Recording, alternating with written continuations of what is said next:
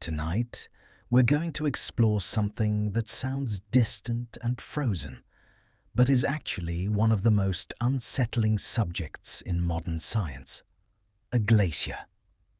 You've probably heard its name mentioned in passing. Scientists talk about it often when discussing climate change. But here's what most people don't realize.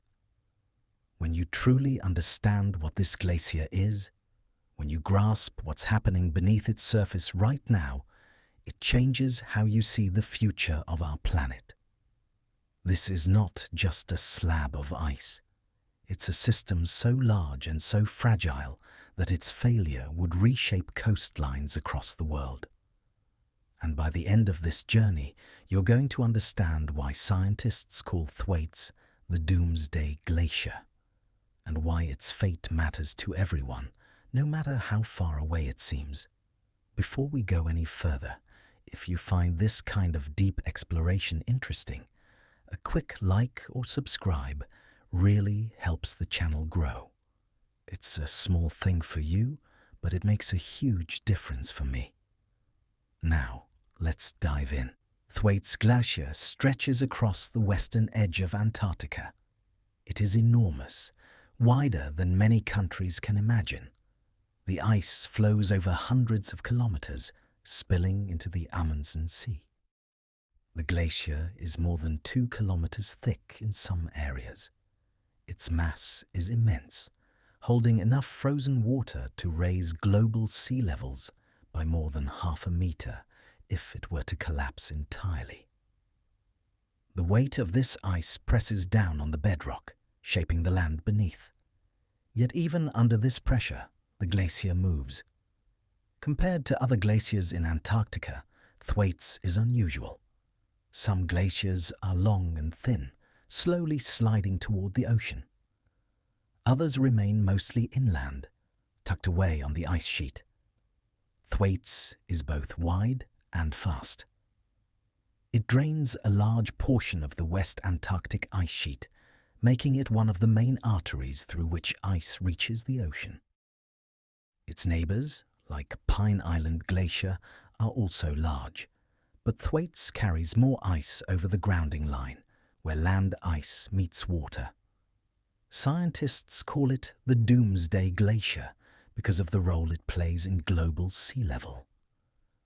A collapse here could trigger instability in nearby ice streams, creating a cascade that would reshape coasts across the planet. Satellite images show the glacier from space. From above, it looks like a frozen river, vast and unbroken, stretching toward the dark waters of the sea. Color-enhanced images reveal areas of thinning, where the ice has begun to fade from its former height. Lines of stress crack across the surface, some deep and long, others small but growing. These fractures mark the boundaries between stable ice and ice, at risk of breaking away.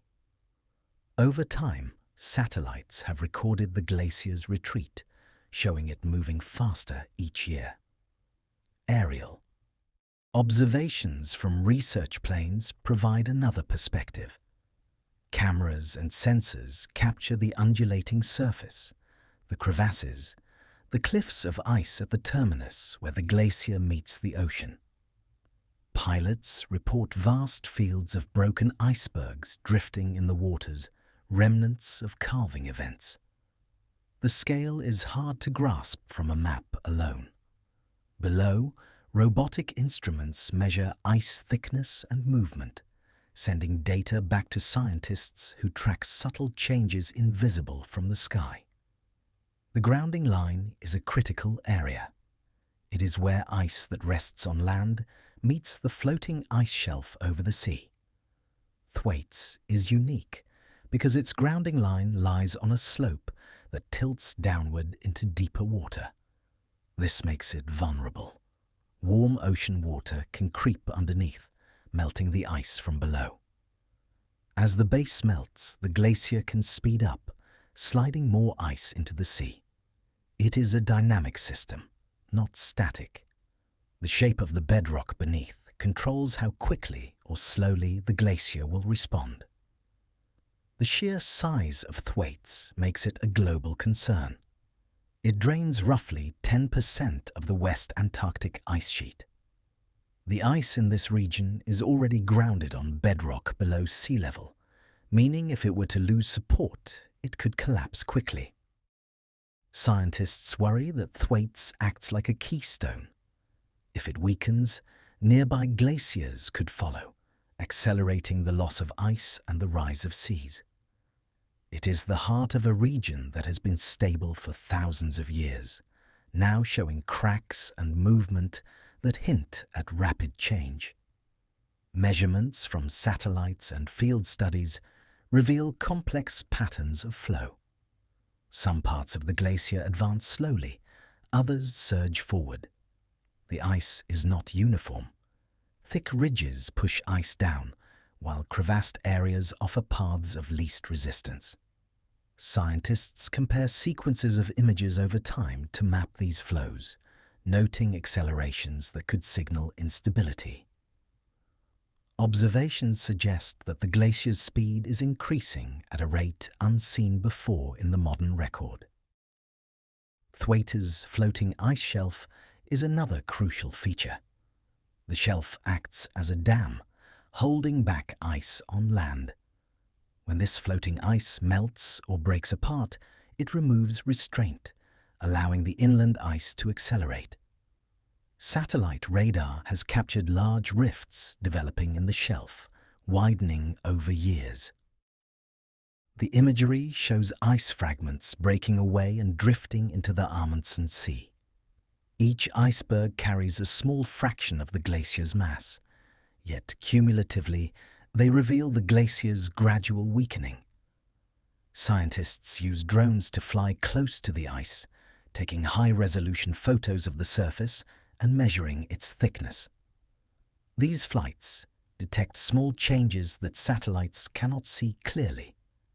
They reveal hidden crevasses, subtle tilts, and surface depressions. Combined with GPS measurements, the data allow researchers to track movement with centimeter-level precision. Every year, the glacier shifts slightly more than the last, a signal that its stability is declining. Thwaites has earned the nickname Doomsday Glacier, not as alarmist rhetoric, but because the numbers support it. Its potential impact on sea levels is immediate and measurable. The ice held within this single glacier could inundate coastal regions worldwide. Its collapse would not occur in isolation. The West Antarctic ice sheet, once disturbed, could release additional ice, amplifying the effect.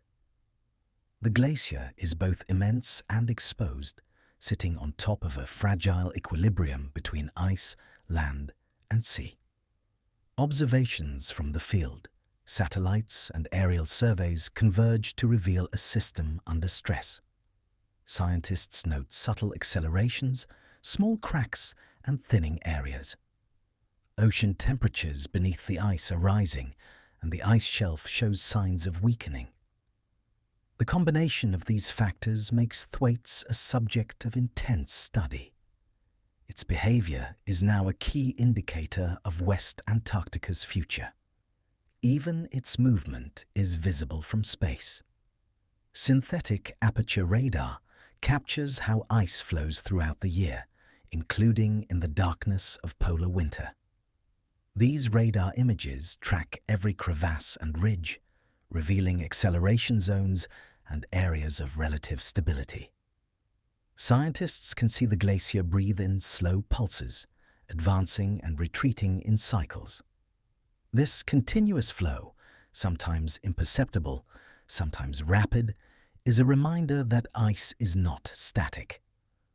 Despite its frozen appearance, Thwaites is active. The ice streams that feed it travel from the interior of the continent, carrying older ice that has been compressed for millennia. Layers of snow compressed into ice contain tiny air bubbles, traces of ancient atmospheres. As the glacier moves, these layers tilt, fold, and sometimes fracture. Studying them provides insight into how the glacier has evolved and how fast it is changing now. Thwaites is vast, yet fragile. It sits in a delicate balance between the pressure of its own mass, the support of the floating ice shelf, and the warming ocean beneath. Satellite images reveal fractures spreading outward. Scientists note thinning near the grounding line. The glacier has retreated in some areas over the last few decades, losing ground to the sea. Each retreat signals a reduction in stability, a hint that the system may be moving toward an irreversible change. Even small variations in ocean temperature can have outsized effects. Warm water circulating under the ice shelf melts the glacier from below, often out of sight. This basal melting reduces the thickness of ice at critical points. Without the buttressing effect of thick ice shelves, inland ice accelerates toward the ocean. Thwaites is particularly vulnerable because its grounding line rests on a downward slope beneath sea level. This geometry allows meltwater to penetrate deeper, undermining the ice from beneath. Aerial photographs reveal vast expanses of ice, with ridges and depressions marking slow but relentless motion. Crevasses, some wide enough to swallow equipment, cut through the surface. The glacier carves large icebergs into the sea, each one a visible sign of loss. While each iceberg seems small, the cumulative effect over years represents enormous ice mass leaving the continent. Thwaites is constantly monitored. The combination of satellite observations, aerial surveys, and field measurements provides a detailed record of its behavior. Scientists watch for signs of acceleration, thinning, and fracturing. Each piece of data builds a picture of a glacier under pressure, responding to forces both visible and hidden. The nickname Doomsday Glacier is a warning rooted in fact. Its potential to destabilize the West Antarctic ice sheet and raise global seas is real. Every crevasse, every thinning ridge, every accelerating patch is evidence of the glacier's critical role. Observations from multiple platforms reinforce this concern. The images and measurements converge on the same conclusion. Thwaites is a glacier that could change the world. From space, from the air, and from the ice itself, Thwaites tells a story of power and fragility. It is enormous, active, and exposed. Its movement is slow but unstoppable. Its response to warming waters beneath is unpredictable yet alarming. Scientists continue to watch, measure, and model its behavior, knowing that the consequences extend far beyond the icy continent. Understanding Thwaites requires constant observation. It demands attention to detail, from satellite radar data to surface measurements and ocean temperatures. Each observation adds to the understanding of a glacier that carries the potential to reshape coastlines. The ice streams, the grounding line, the floating shelf, the carving icebergs, all pieces of a complex, interconnected system. The scale is hard to grasp. A single glacier, thousands of kilometers long, 2 kilometers thick, moving under forces we can only measure indirectly, holds the fate of millions living far away. Its mass dwarfs cities and rivers, yet subtle changes in flow and thickness can have global impact. Every measurement, every photo, every satellite pass brings new insight into the glacier that could redefine how the world views Antarctica. Thwaites is a reminder that ice is not permanent. It is alive in a geological sense, moving, responding, and evolving. Satellite imagery captures its slow but inexorable flow, showing thinning areas, spreading fractures, and accelerating ice streams. Aerial surveys complement these views, providing detail and context. Together, they reveal a glacier both massive and vulnerable, a force of nature with consequences that reach far beyond its frozen walls. This glacier is both extraordinary and dangerous. Its size, flow, and position make it central to understanding Antarctic ice. Its potential collapse is more than theoretical. Data from multiple sources show that Thwaites is under stress. The ice shelf weakens, cracks widen, and the glacier accelerates. Scientists call it Doomsday because ignoring it is not an option. The numbers, the images, and the measurements all point to a glacier that demands attention. From space, the movement of ice is visible across the vast white landscape. From the air, crevasses and carving fronts demonstrate dynamic activity. On the ground, sensors measure subtle shifts, revealing patterns invisible to the naked eye. These methods together create a living record of Thwaites Glacier, a glacier that is enormous, complex, and potentially transformative. As the ice slowly slides toward the ocean, it carries with it a question that touches every continent. How stable is this system? How quickly could it change? What does each crack, each iceberg, each retreat signify for the rest of the world? Watching Thwaites is more than observing a glacier. It is watching a process that could redefine coastlines, reshape seas, and challenge the assumptions about ice and stability. Glaciers are not still. They flow like rivers of ice, sliding slowly under their own weight. Gravity pulls them from high elevations toward the ocean. The ice deforms as it moves, bending and cracking, yet the overall motion is steady. On Thwaites Glacier, this flow is uneven. Some regions move faster, while others appear almost frozen. The variations are caused by the structure of the ice, the slope of the bedrock, and the friction between ice and land. Scientists call these channels ice streams, corridors where ice travels more quickly, carrying enormous volumes toward the sea. Ice flow is shaped by layers. The top ice is brittle and creased by cracks. Below, ice is denser and softer, compressed over centuries. This lower ice bends and stretches, slowly sliding over the bedrock. The friction at the base determines speed.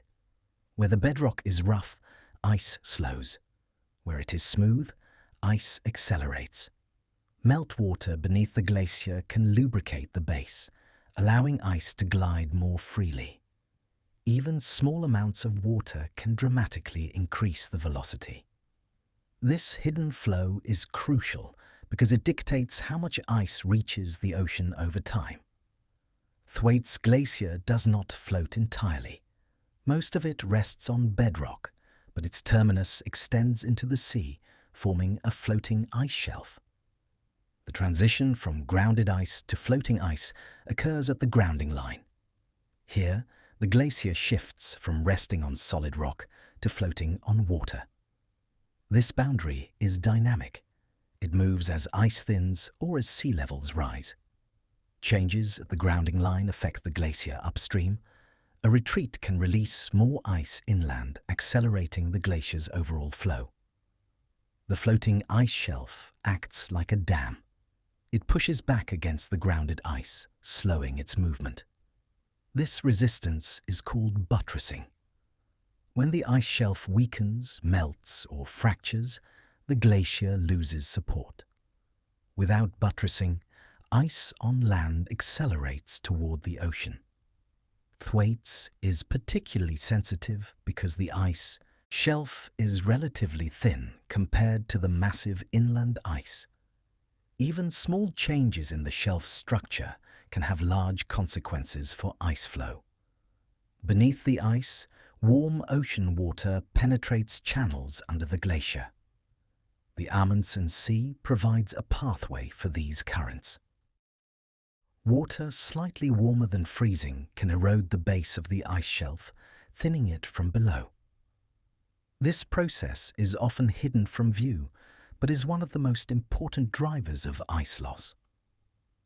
Melted ice enters the ocean, cooling the water near the surface, but the circulation brings in more warm water, continuing the erosion. This feedback is subtle yet powerful, steadily undermining stability. Scientists measure basal melt using sonar and radar. Instruments sent under the ice detect water temperature, ice thickness, and movement. Observations reveal that melt rates vary along the grounding line. Some areas lose meters of ice each year. The interaction between ice and ocean is not uniform. Channels, ridges, and cavities create a complex pattern. Ice in some sections remains thick, while neighboring areas erode rapidly. This patchwork of stability and decay makes modeling the glacier's behavior challenging. The flow of ice is not linear. Surges can occur when lubrication increases at the base. Water pressure rises, reducing friction, and ice accelerates. These surges can last months or years. Between surges, the glacier may slow, creating cycles of movement. Observing these patterns helps scientists predict future behavior, though uncertainty remains. Every change at the base is mirrored upstream, influencing the glacier over hundreds of kilometers. Ice shelves themselves are vulnerable to ocean currents. Warm water circulates beneath, melting the ice from below and creating cavities. The ice above may crack or fracture as it thins. Calving occurs when icebergs break off, a visible effect of basal melting.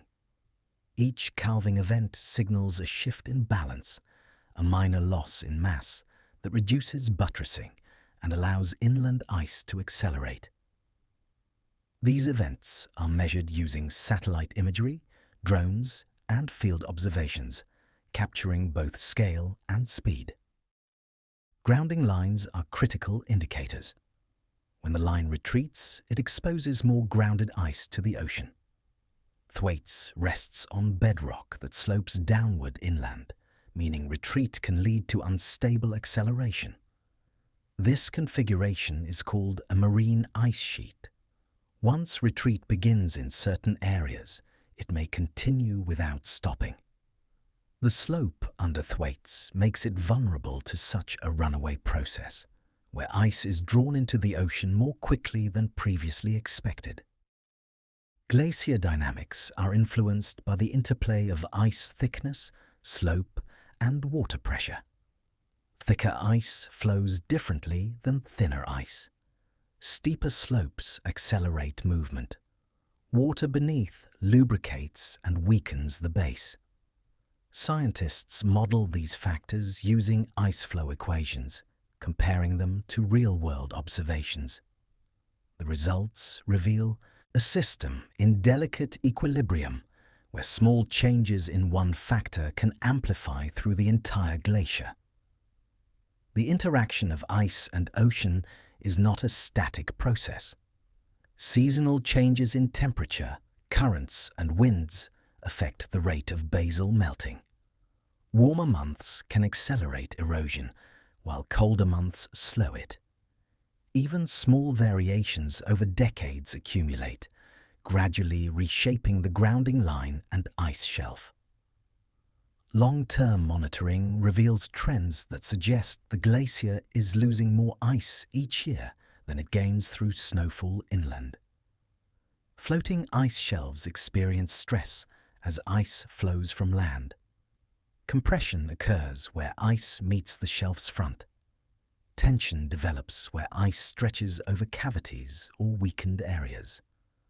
Cracks form in predictable patterns, often along lines of stress. These fractures can propagate over kilometers, weakening the ice shelf and reducing its ability to buttress the glacier. When the ice shelf collapses, the effect ripples back through the grounded ice. The ocean beneath Thwaites is unusually warm for Antarctica. Currents transport water from deeper, warmer regions toward the glacier's base. This warm water is just above freezing, yet sufficient to melt ice rapidly when it comes in contact with the shelf. The pathways of these currents are complex, winding through channels under the ice. Scientists track the flow using sonar-equipped autonomous underwater vehicles, mapping the underwater terrain and measuring water movement and temperature. Ice flow and ocean currents are connected in a feedback loop. As the glacier thins at the base, it slides faster into the ocean. This exposes more ice to warm water, which increases melting, further accelerating flow. The cycle is subtle, often hidden beneath kilometers of ice, yet it governs the speed at which Thwaites loses mass. Understanding this loop is essential to predicting future sea level rise. The grounding line and ice shelf together form the gatekeeper of stability. Ice behind the grounding line remains supported as long as the shelf and base maintain their strength. Once melting or fractures weaken them, grounded ice can surge forward. Observations of Thwaites suggest the grounding line is retreating in some sectors, a sign that the system is slowly losing its balance. Satellite radar tracks these movements with precision. Even in the polar night, when sunlight does not reach the glacier, sensors capture ice flow and shelf thinning. Every centimeter of movement is recorded. These measurements show patterns of acceleration, providing early warning of areas most at risk. When combined with oceanographic data, they reveal the dynamic relationship between ice and sea beneath the surface. Drones complement satellite observations by flying closer to the surface. High-resolution cameras capture crevasses, rifts, and fractures on the ice shelf. LiDAR instruments map the ice in 3 dimensions. Repeated flights reveal changes over weeks and months, capturing the glacier's subtle breathing. These data feed into models that simulate ice-ocean interactions and predict potential outcomes under various scenarios. Buttressing remains key. The ice shelf slows the grounded glacier upstream. Its collapse could trigger runaway acceleration. Models show that loss of the shelf in one sector could amplify ice flow across hundreds of kilometers. The connection between floating ice and grounded ice is direct and immediate. Changes at the shelf propagate inland, changing velocities, stresses, and potential for calving. Warm ocean currents are persistent. They circulate beneath the ice shelf year-round, even in winter. These currents exploit channels and cavities at the base. Melt rates are uneven, concentrated where water flows fastest. The resulting thinning creates weak points, allowing cracks to form. Over time, these areas expand, altering the shape of the grounding line and affecting the flow of ice inland. Scientists now understand that Thwaites is not a single, uniform block. It is a complex system of flowing ice, interacting with the sea beneath and around it. Basal melting, grounding line retreat, shelf thinning, and ice flow all combine in a dynamic process. Each factor affects the others.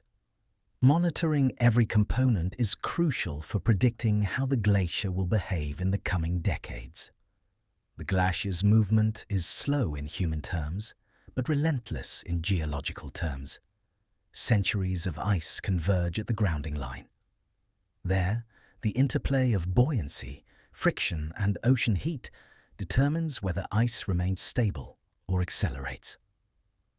Observations suggest that Thwaites' grounding line is retreating in some areas, a sign that the glacier is entering a more unstable phase.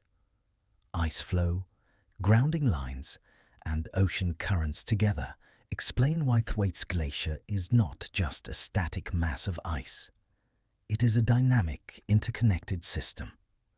The warm waters beneath act invisibly, the ice shelf distributes stress, and the grounded ice responds. Scientists track every movement, aware that even small changes can have amplified effects, potentially altering the behavior of the entire West Antarctic ice sheet. Thwaites' story is one of hidden motion. Beneath the surface, the ocean works silently to reshape the glacier. At the edges, cracks form and icebergs break away. On land, ice flows faster or slower, depending on the slope and pressure. Observing these processes provides insight into the glacier's current stability and its potential trajectory. The combined effect of ice mechanics and ocean interaction explains why Thwaites is watched more closely than almost any other glacier. Its grounding line, floating shelf, and basal melting form a complex network. Each factor feeds into the next. The ice is alive with motion, responding to forces both seen and unseen. The glacier's future depends on these interactions, and the consequences are global.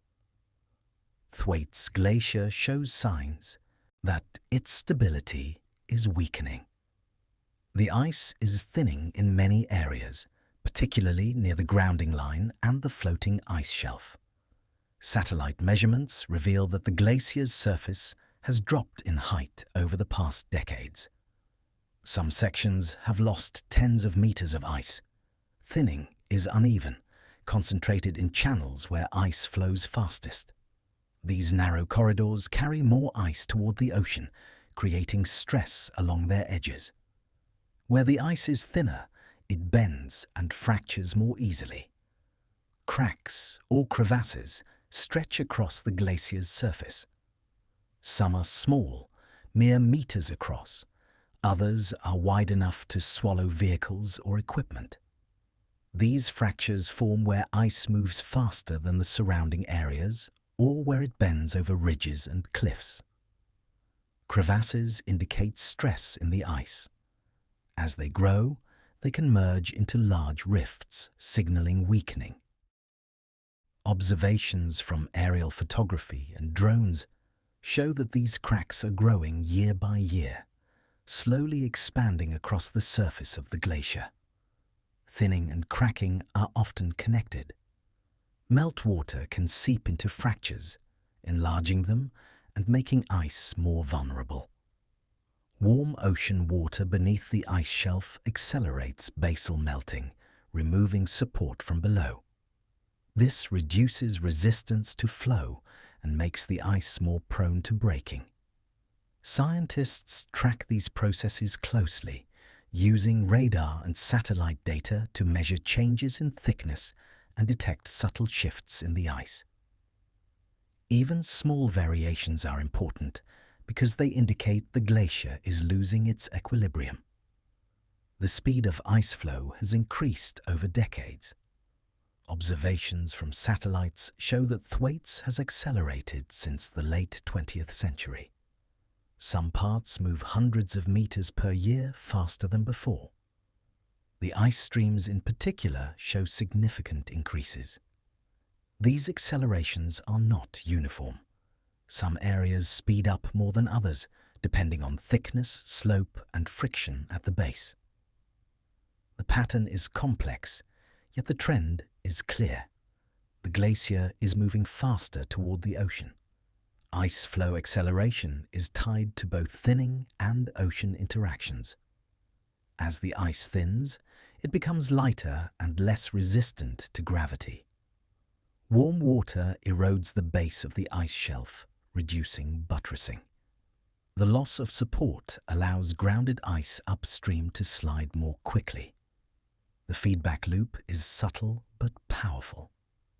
Observations over decades show that even small accelerations at the grounding line can translate into larger increases in flow hundreds of kilometers inland. Calving events are visible signs of instability. chunks of ice break off the edge of the glacier, forming icebergs that drift into the Amundsen Sea. These events vary in size, from small fragments to massive blocks larger than city blocks. Calving is natural, part of the glacier's life cycle, but the frequency and size of icebergs at Thwaites have increased. Each calving event removes ice that once buttressed inland flow, reducing resistance and allowing more ice to move toward the ocean. Satellite imagery captures these calving events in detail. Some icebergs are tracked as they drift for hundreds of kilometers, melting along the way. Others collide with each other or the remaining ice shelf, breaking into smaller fragments. Each event contributes to a gradual reduction in ice mass, yet the cumulative effect can be dramatic over time. Observations suggest that the glacier is losing more ice than it gains from snowfall inland, a clear sign of imbalance. Thinning, cracks and calving are interconnected indicators. The glacier loses ice from the top, middle and bottom. Surface melt and fractures allow water to penetrate and expand cracks. Basal melting removes support from below. Icebergs break away at the front, reducing buttressing. Together, these processes accelerate flow and increase instability. Scientists use this combination of indicators to assess risk and predict potential collapse scenarios. Grounding line retreat is another sign.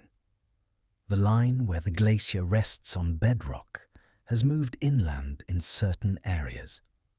Satellite and radar data show that some sections have retreated several kilometers over the past decades. As the grounding line moves, it exposes more ice to the ocean, increasing vulnerability. The glacier responds to this retreat with faster flow and more frequent calving events. Each retreat reinforces the trend of destabilization. Field measurements confirm remote observations. Researchers on the ice measure thickness, flow speed, and surface cracking directly. GPS sensors detect minute movements, revealing accelerations invisible from space. Ice-penetrating radar maps layers beneath the surface, showing thinning zones and hidden fractures. Combining these measurements with satellite imagery provides a detailed picture of the glacier's health, showing a system under growing stress. The ice shelf in front of Thwaites is particularly telling. Cracks propagate across its surface, forming long rifts that signal weakening. As icebergs break off, the shelf becomes thinner and less stable. The reduction in thickness diminishes the shelf's ability to hold back grounded ice upstream. Observations suggest that the ice shelf has lost significant thickness in recent decades, a trend that could continue as ocean temperatures rise. Ice velocity measurements show acceleration in key zones. The main ice streams feed the terminus more rapidly than before. Flow speeds in some channels are increasing at rates that suggest a long-term trend rather than short-term variation. Satellite radar data confirm this pattern year after year. Ice accelerates unevenly, creating stress differentials that produce additional fractures, and fractures propagate across the surface. Calving frequency has increased as well. Events that once occurred every few years are now happening more often. Icebergs of significant size drift into the Amundsen Sea with alarming regularity. Each release signals a loss of ice mass that reduces the stability of the glacier. While calving is a natural process, the change in frequency and scale indicates a glacier under pressure, reacting to both thinning and basal melting. Surface meltwater also plays a role in instability. During summer months, Meltwater collects in depressions, forming small lakes. Water can enter cracks, lubricating the ice and accelerating flow. Even minor ponds can trigger cascading effects if water penetrates deep enough. These processes are monitored carefully using drones and remote sensors, providing insight into how surface conditions influence overall glacier dynamics. Subglacial channels are another factor. Meltwater flows beneath the glacier, reducing friction at the base. These hidden rivers can redirect ice flow, increase velocity, and exacerbate thinning in certain areas. Mapping these subglacial systems is difficult, but radar and seismic studies reveal networks of channels and cavities. The interaction between water, ice, and bedrock beneath Thwaites is a key driver of instability. The combination of thinning, cracking, basal melting, and calving creates a feedback loop. Thinner ice moves faster, cracks propagate, icebergs break off, and the grounding line retreats. Warm ocean currents accelerate basal melting, weakening the ice shelf. Each process amplifies the others, gradually undermining the glacier's stability. Observations over decades confirm that Thwaites is not static. It is changing, increasingly susceptible to rapid loss. Scientists now track small shifts in flow speed as early warning signs. Even minor accelerations can indicate stress in the glacier. Satellite radar and GPS stations detect centimeter-level movements over months. These subtle changes, when combined with evidence of thinning and calving, provide a comprehensive view of instability. Models incorporate these measurements to project potential future scenarios. Visual evidence reinforces the data. Aerial and satellite photographs show rifts spreading across the ice shelf. Crevasses grow longer and deeper. Icebergs detach more frequently. Thinning areas are clearly visible as lighter shades in satellite imagery. The glacier is losing mass across multiple dimensions, signaling that its equilibrium is fragile and possibly nearing a tipping point. The scale of ice loss is immense. Each year, hundreds of cubic kilometers of ice are transferred from land to ocean. Calving alone removes billions of tons of ice. Combined with accelerated flow and basal melting, Thwaites is contributing to global sea level rise at measurable rates. The glacier's instability is no longer a theoretical concern. It is observable, quantifiable, and increasing over time. Even small sections of thinning ice affect the entire system. Ice streams are interconnected. Weakening in one area changes stress patterns throughout the glacier. Flow accelerates in adjacent areas, fractures spread, and calving becomes more likely. Scientists emphasize that these signs of instability are cumulative. The more evidence collected, the clearer the picture. Thwaites is in a precarious state, showing unmistakable warning signs. Calving events serve as both consequence and catalyst. Ice breaks away from the front, temporarily reducing pressure, but simultaneously removing restraint. Ice behind the shelf accelerates, moving faster toward the ocean. Observations suggest that the rate of iceberg production at Thwaites is higher than at nearby glaciers, reflecting the unique combination of thinning, basal melting, and flow dynamics. In summary, Thwaites Glacier displays multiple interconnected signs of instability: thinning ice, widespread crevasses, accelerating flow, and frequent calving events all point to a system under stress. The feedback between ice and ocean amplifies these effects. Decades of observation confirm that the glacier is losing mass at a rate faster than previously expected. The evidence indicates that Thwaites is entering a phase of potential rapid change, with consequences that extend far beyond Antarctica itself. The history of ice sheets tells a story of change, not permanence. Layers of ice, preserved for thousands of years, record periods of growth and retreat. Around the globe, sea levels have risen and fallen as glaciers expanded and melted. Evidence from sediments and ancient shorelines shows that even massive ice sheets are not immune to climate shifts.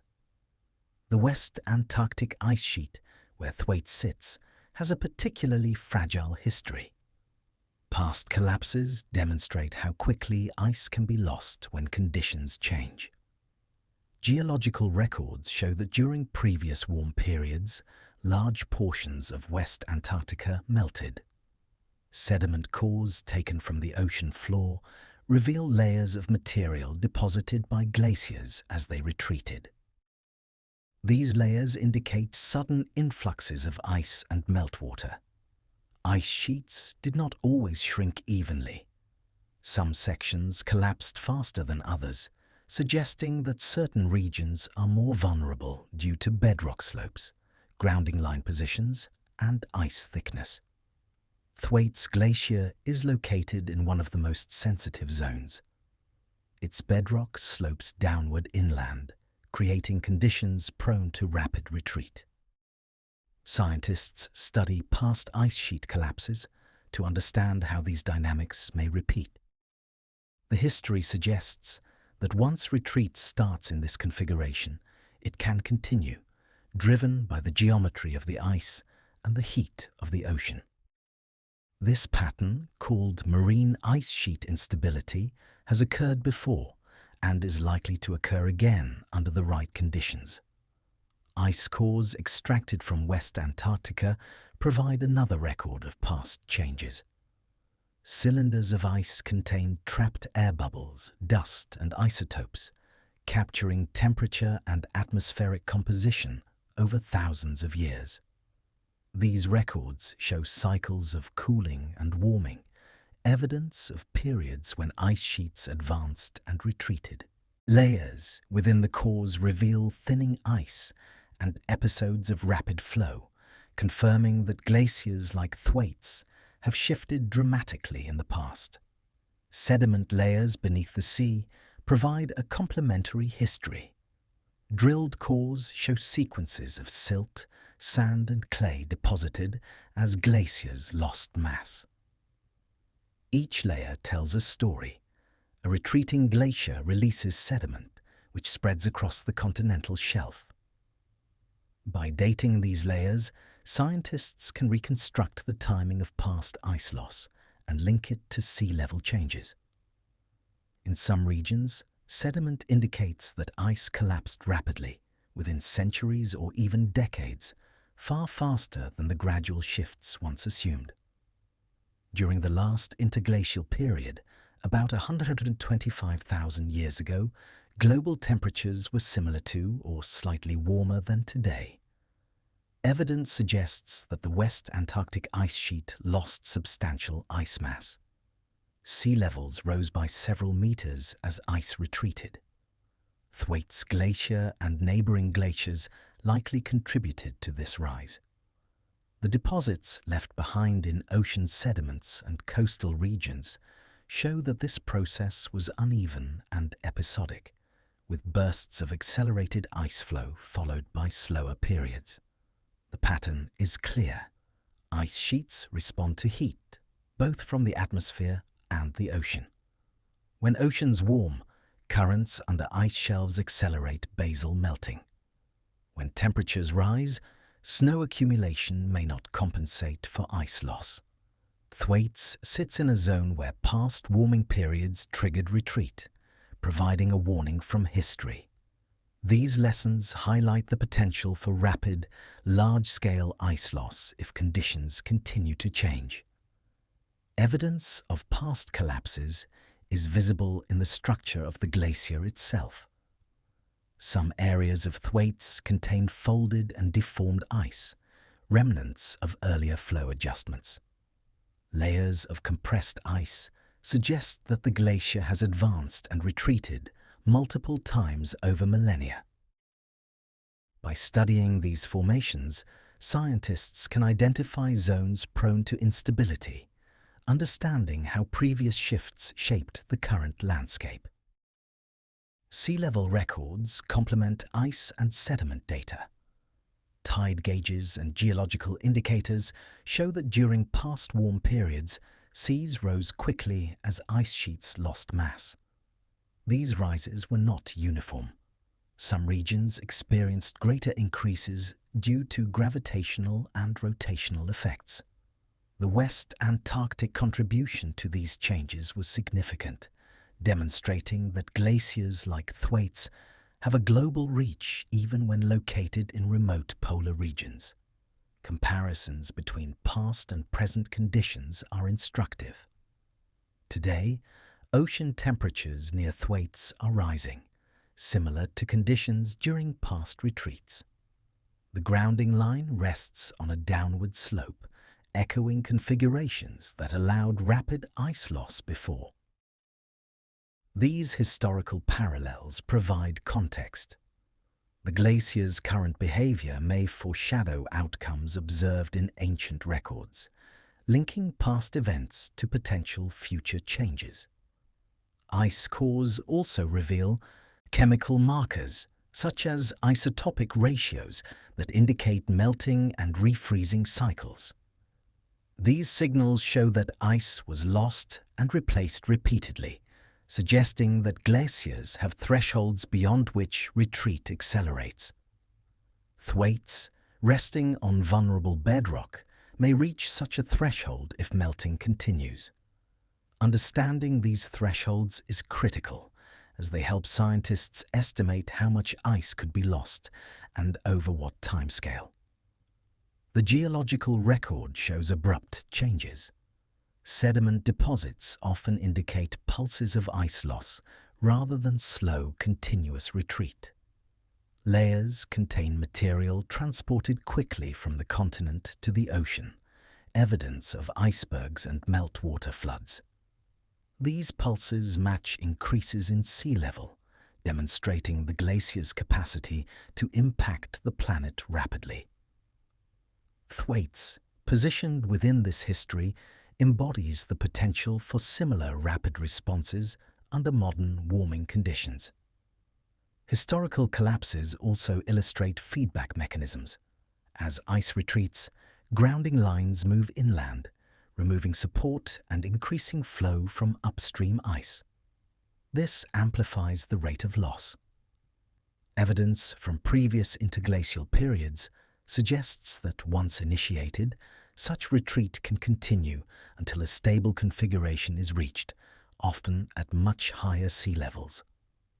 Thwaites' current configuration is similar, making past behavior a critical guide for scientists today. Even minor changes in ice shelf thickness historically triggered larger responses. Floating ice shelves once acted as stabilizers. When they weakened, grounded ice surged forward. Sediment records and ice layers from past periods confirm that such sequences occurred repeatedly. The link between floating shelves and grounded ice is a key feature of West Antarctic instability, and Thwaites demonstrates this pattern in both observation and historical analogy. The rate of past ice loss also provides context. Some sediment cores indicate that significant portions of the West Antarctic ice sheet were lost within centuries or decades. This challenges assumptions that ice sheets respond only over millennia. Thwaites' current acceleration aligns with these past trends, reinforcing concerns that the glacier may experience rapid changes in the near future. Scientific reconstructions of past ice sheets combine multiple lines of evidence. Ice cores, sediments, and ancient shorelines collectively reveal a pattern of growth, retreat, and sudden collapse. Thwaites sits within this pattern. Its vulnerability is not hypothetical. It is a continuation of processes observed over thousands of years. By studying past events, researchers identify which factors trigger instability and how these forces propagate through the ice sheet. Evidence also comes from marine geology. Submerged ridges and channels formed by past glacial retreat show pathways ice once travelled. These features indicate that ice streams similar to Thwaites have retreated and surged repeatedly. Mapping these structures allows scientists to predict likely future pathways for ice loss, understanding which areas are most at risk and how sea level contributions may evolve. The West Antarctic ice sheet's vulnerability is consistent across multiple records. Thinning, retreat, and collapse have occurred in different sectors at different times, yet the pattern is repeated. Marine-based ice with downward-sloping bedrock retreats more rapidly. Thwaites sits precisely in this type of zone. The historical lessons show that once retreat begins, it is difficult to halt without significant changes in environmental conditions. Ice cores also record temperature fluctuations over millennia. Layers with different densities and isotopic compositions indicate warmer periods and colder intervals. During warmer periods, ice loss increased, flow accelerated, and calving events intensified. Thwaites' location and structure suggest it is particularly sensitive to these variations, meaning modern warming trends may push the glacier into behavior reminiscent of past collapses. Finally, past lessons underscore the interconnectedness of ice, ocean, and climate. Ice loss in West Antarctica contributed to global sea level rise, affecting continents thousands of kilometers away. Sediment deposits show that retreat was not confined to one glacier, but involved entire sectors. Thwaites, given its size and position, is central to this dynamic. Understanding historical collapses provides a framework for predicting how ice loss might unfold today and in the coming decades. Studying the past allows scientists to recognize early warning signs. Thinning layers, grounding line retreat, accelerating flow, and sediment patterns all point to processes that have repeated over millennia. Thwaites exhibits the same signals, offering both a warning and a guide. By linking historical data with current observations, researchers can anticipate potential outcomes and estimate the magnitude of future sea level rise, emphasizing that the glacier's story is part of a long, ongoing pattern. The evidence from past collapses, ice cores, and sediment layers confirms a simple truth. Glaciers are not static. Thwaites is a living record of the West Antarctic ice sheet's history and a harbinger of possible future change. Its configuration today mirrors conditions that allowed rapid ice loss before.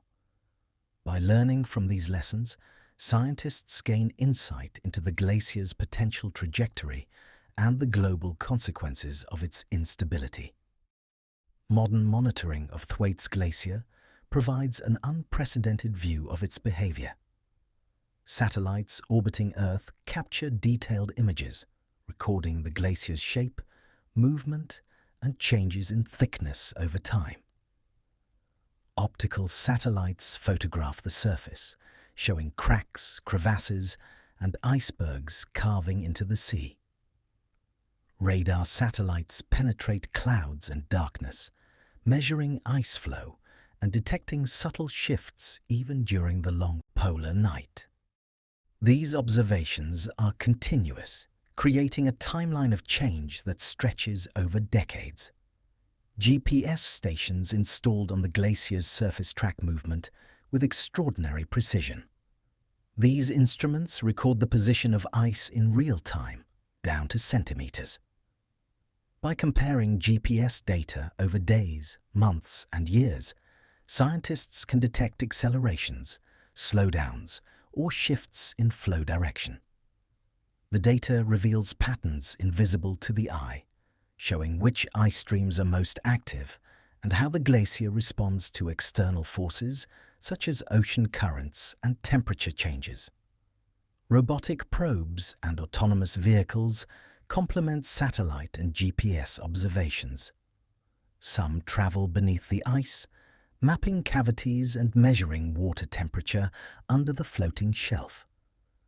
Others glide along the surface, scanning the ice with high-resolution cameras and LiDAR to create detailed three-dimensional maps. These instruments reveal crevasses, fractures, and subtle undulations in the ice that provide clues to the stress and movement occurring within the glacier. Ice-penetrating radar is a critical tool. By sending radio waves into the ice and measuring the reflected signals, scientists can determine thickness, internal layers, and the structure of the ice. Radar can detect buried crevasses and channels of meltwater flowing beneath the glacier. Mapping these features is essential for understanding how ice flows and where weaknesses may exist.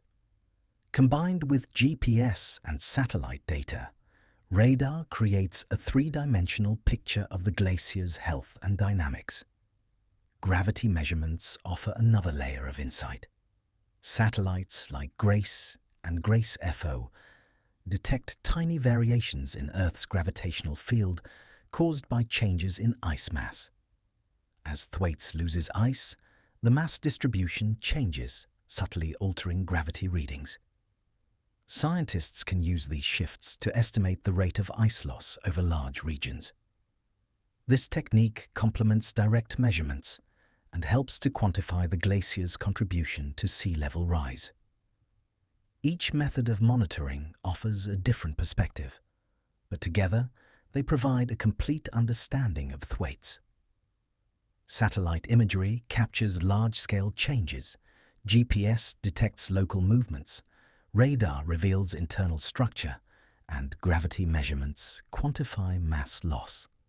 The integration of these technologies allows researchers to track minute changes and anticipate potential instability before it becomes catastrophic. Observations have shown that ice thickness varies across the glacier. Some regions are thinning rapidly, particularly near the grounding line and floating ice shelf.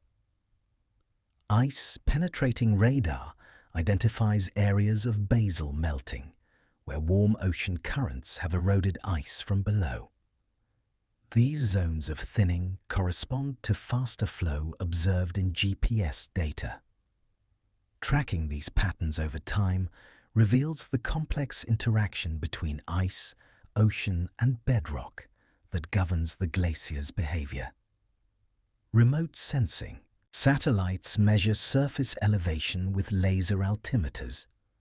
By sending pulses of light and measuring the time it takes for them to return, scientists can detect changes in surface height. Thinning or thickening of the ice is immediately apparent. Repeated passes over the same area build a record of trends, showing which sections of Thwaites are most vulnerable. Elevation changes often precede visible calving events, offering early warning of potential ice loss. Drones provide additional detail in areas difficult to observe from satellites or planes. Equipped with cameras, LiDAR, and thermal sensors, they fly close to the ice, capturing high-resolution images and topographic data. These measurements detect surface melting, fractures, and microcrevasses that might be invisible from higher altitudes. Repeated drone flights allow scientists to measure changes over weeks and months, giving a near real-time picture of glacier dynamics. Subglacial measurements are also crucial. Instruments lowered into holes, drilled through the ice measure water pressure, temperature, and ice motion at the base.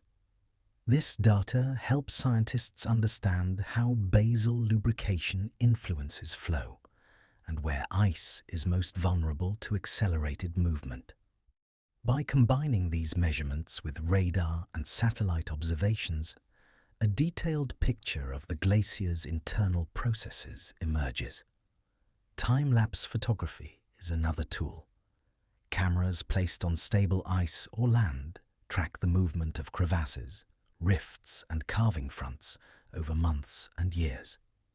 These images show acceleration in visible ice streams, revealing patterns of instability and highlighting areas where ice may detach in the future. When combined with satellite radar, time-lapse photography confirms trends in ice velocity and surface deformation. The integration of all these monitoring systems allows scientists to detect minute changes in ice mass. Even small accelerations or thinning can indicate a shift in the glacier's stability. Data is compared over years to detect trends, rather than temporary fluctuations caused by seasonal changes. This long-term perspective is essential because ice sheets respond slowly, yet the cumulative effects of small changes can be dramatic. Monitoring also involves temperature and salinity measurements in the surrounding ocean. Autonomous underwater vehicles navigate beneath the ice shelf, measuring currents and water temperatures. These readings help scientists understand basal melting and the influence of warm ocean currents on the glacier.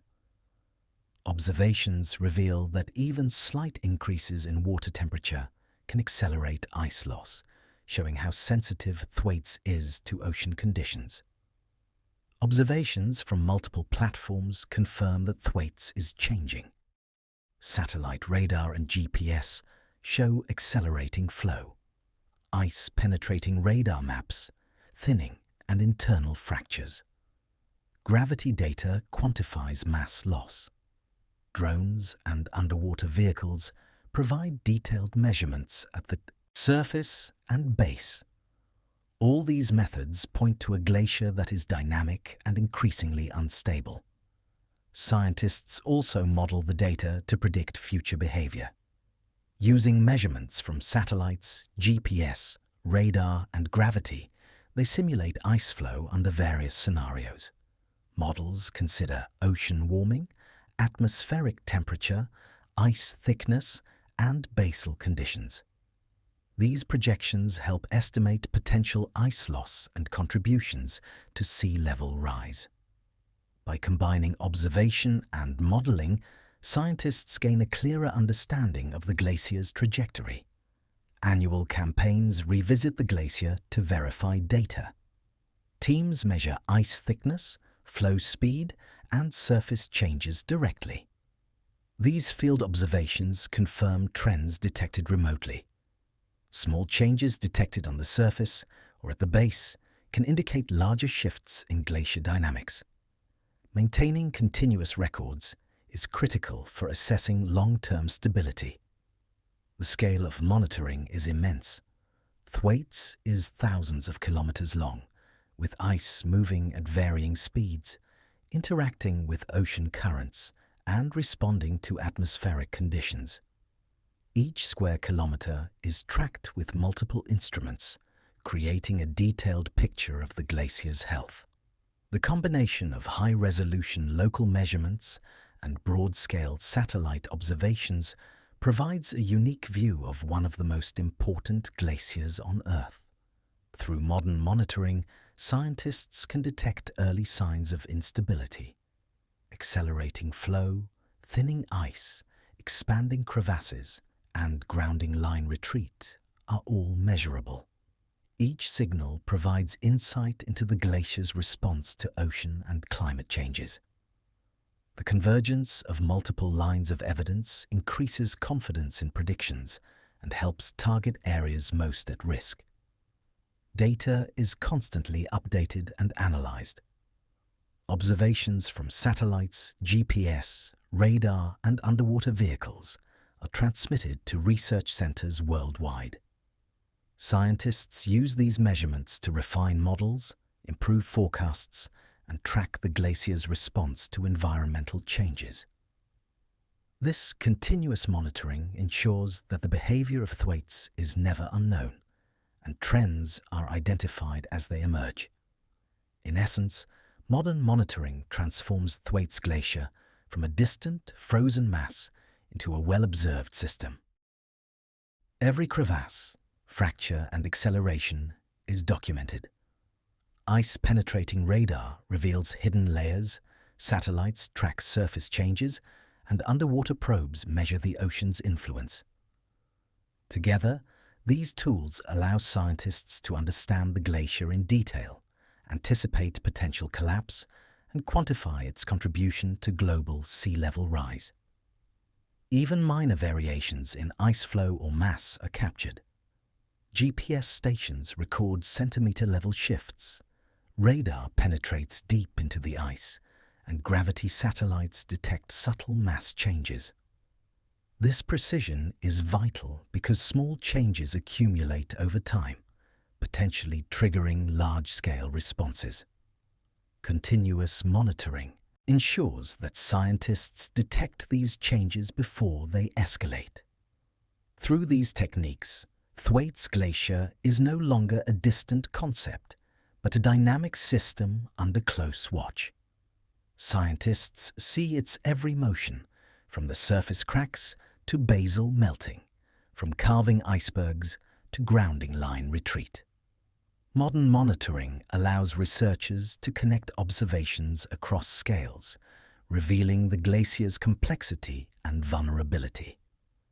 By combining all available tools, scientists track Thwaites with unmatched clarity. Each method, satellite, GPS, radar, gravity, drones, and underwater probes, provides a piece of the puzzle. The integration of these observations creates a living record of the glacier's behavior, revealing both current changes and potential future trends. Every observation, whether from orbit, air, or ice, contributes to a growing understanding of Thwaites Glacier. Continuous monitoring allows scientists to detect early warning signs, model potential outcomes, and anticipate the glacier's response to ongoing environmental changes. Through these efforts, Thwaites' movements are no longer hidden, and its impact on the world can be carefully measured and understood. The climate around Thwaites Glacier is changing. Oceans near West Antarctica are warmer than they were decades ago. Currents carry heat from distant regions, reaching beneath the floating ice shelves. Even small increases in temperature affect the base of the glacier. Warm water melts ice from below, thinning the shelf and reducing the support for grounded ice upstream. These changes are gradual but relentless, altering the glacier's balance over time. Atmospheric conditions also influence the glacier. Air temperatures over Antarctica have increased slightly, affecting surface snow and ice. Warmer air leads to more surface melting during the summer months. Meltwater can seep into cracks, lubricating the ice and increasing flow toward the ocean.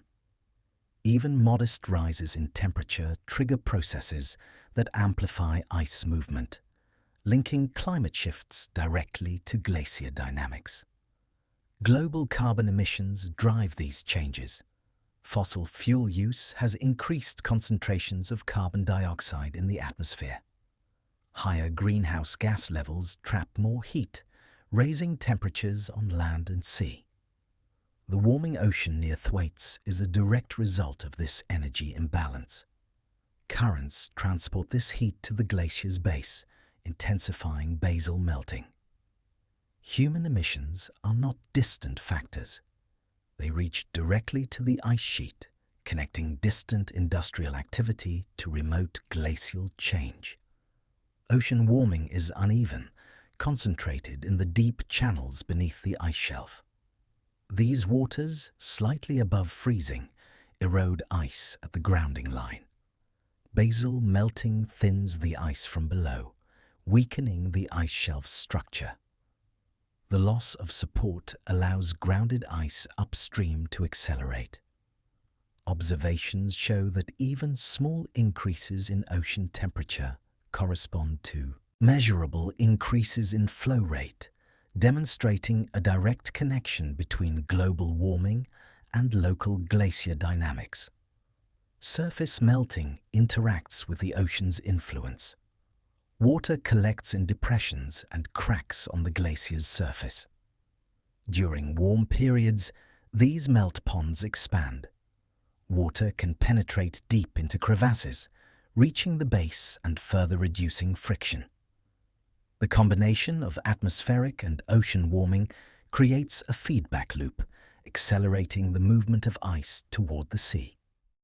These linked processes amplify the glacier's response to environmental change. Ice loss itself intensifies warming.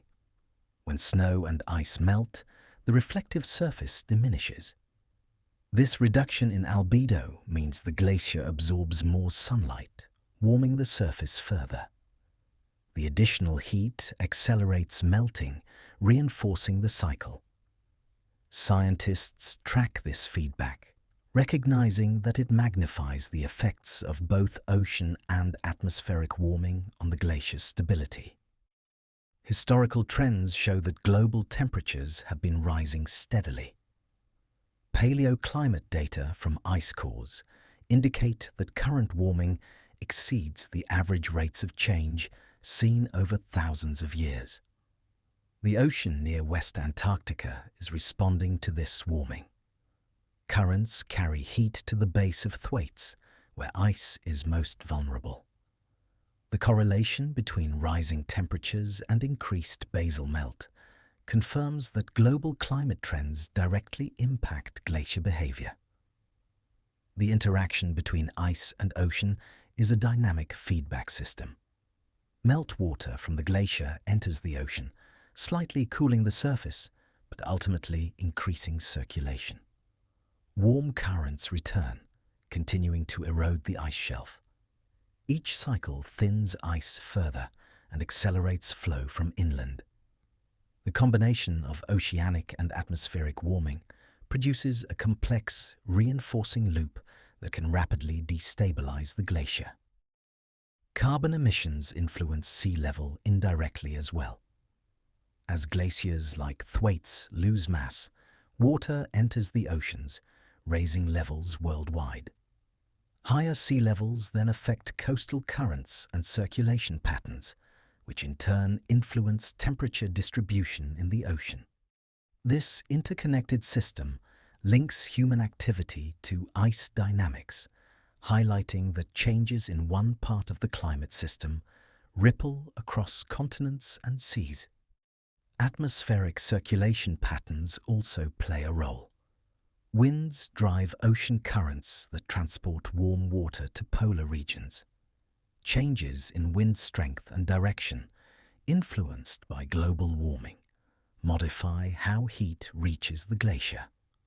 Some currents that previously skirted the ice now reach beneath the ice shelf, increasing basal melting. The glacier's response is sensitive to these changes, as small variations in current strength can alter flow rates significantly. Melting ice contributes to further climate effects. As the glacier loses mass, fresh water enters the ocean, altering salinity and density. These changes affect circulation patterns, potentially bringing more warm water into contact with other ice shelves. The process is interconnected, showing how ice loss at Thwaites can influence the broader Southern Ocean system.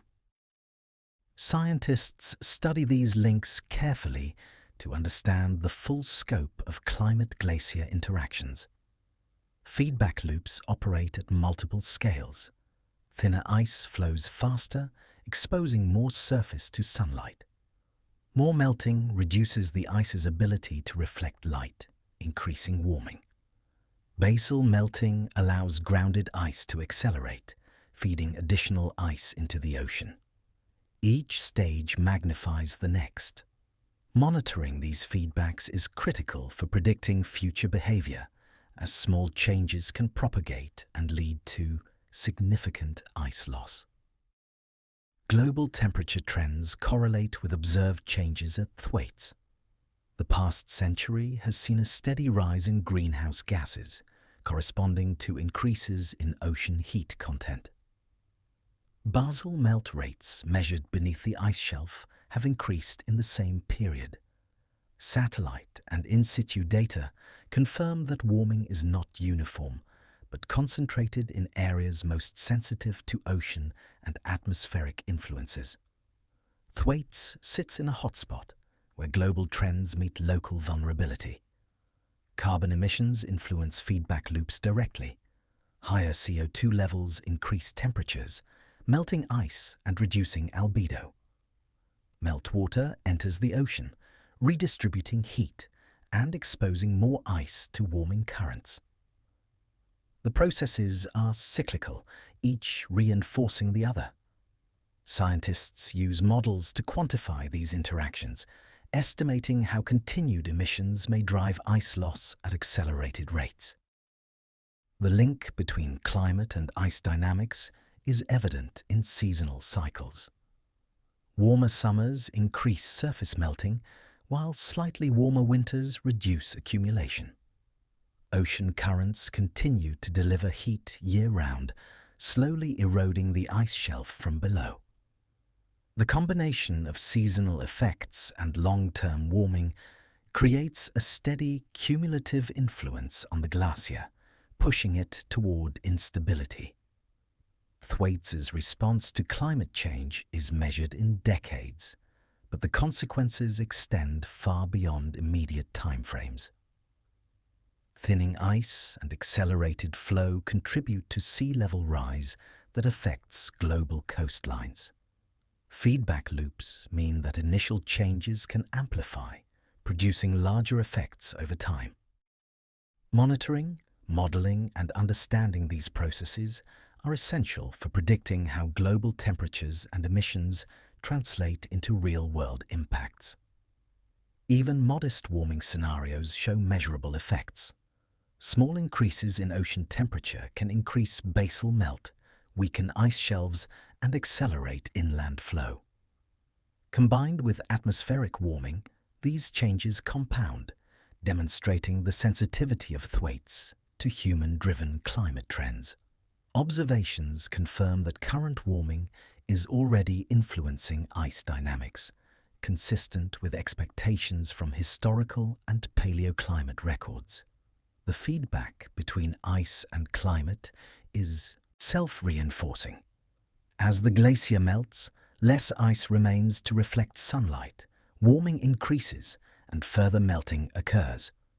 Meltwater enters the ocean, modifying currents and promoting additional basal erosion.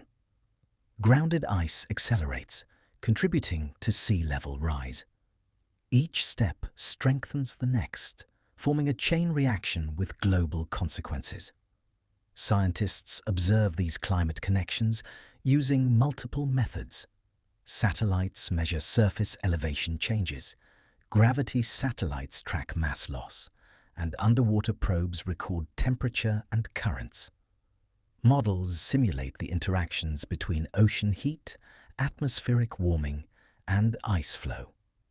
Together, these observations reveal a tightly linked system where climate change directly drives glacier instability. Historical analogues reinforce these findings. Past warm periods recorded in ice cores and sediments show similar processes. Higher temperatures, increased ice loss, accelerated flow, and rising seas. The parallels between ancient events and modern observations indicate that Thwaites may follow patterns established thousands of years ago, providing both warning and guidance for predicting future behavior. The cumulative effect of warming is evident across scales. Local ocean currents erode the base, surface temperatures increase melting, and global carbon emissions drive trends. Feedback loops amplify these changes. Thwaites Glacier responds to the combination of atmospheric and oceanic heating in measurable ways, with thinning, acceleration, and calving all linked to climate-driven processes. Ultimately, Thwaites is a climate-sensitive glacier. Changes in temperature, both above and below, dictate its stability. Carbon emissions set the stage for warming oceans and air. The glacier's response illustrates how closely ice sheets are tied to global climate. Feedback loops magnify small changes into large-scale consequences, connecting remote ice loss to worldwide impacts. Understanding climate connections is essential for predicting the future of Thwaites.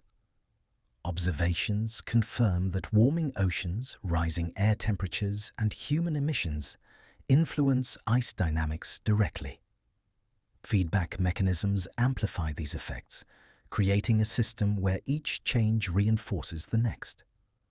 Monitoring and modeling these processes provides insight into the glacier's trajectory and its role in global sea level rise. The glacier's fate is linked to global choices.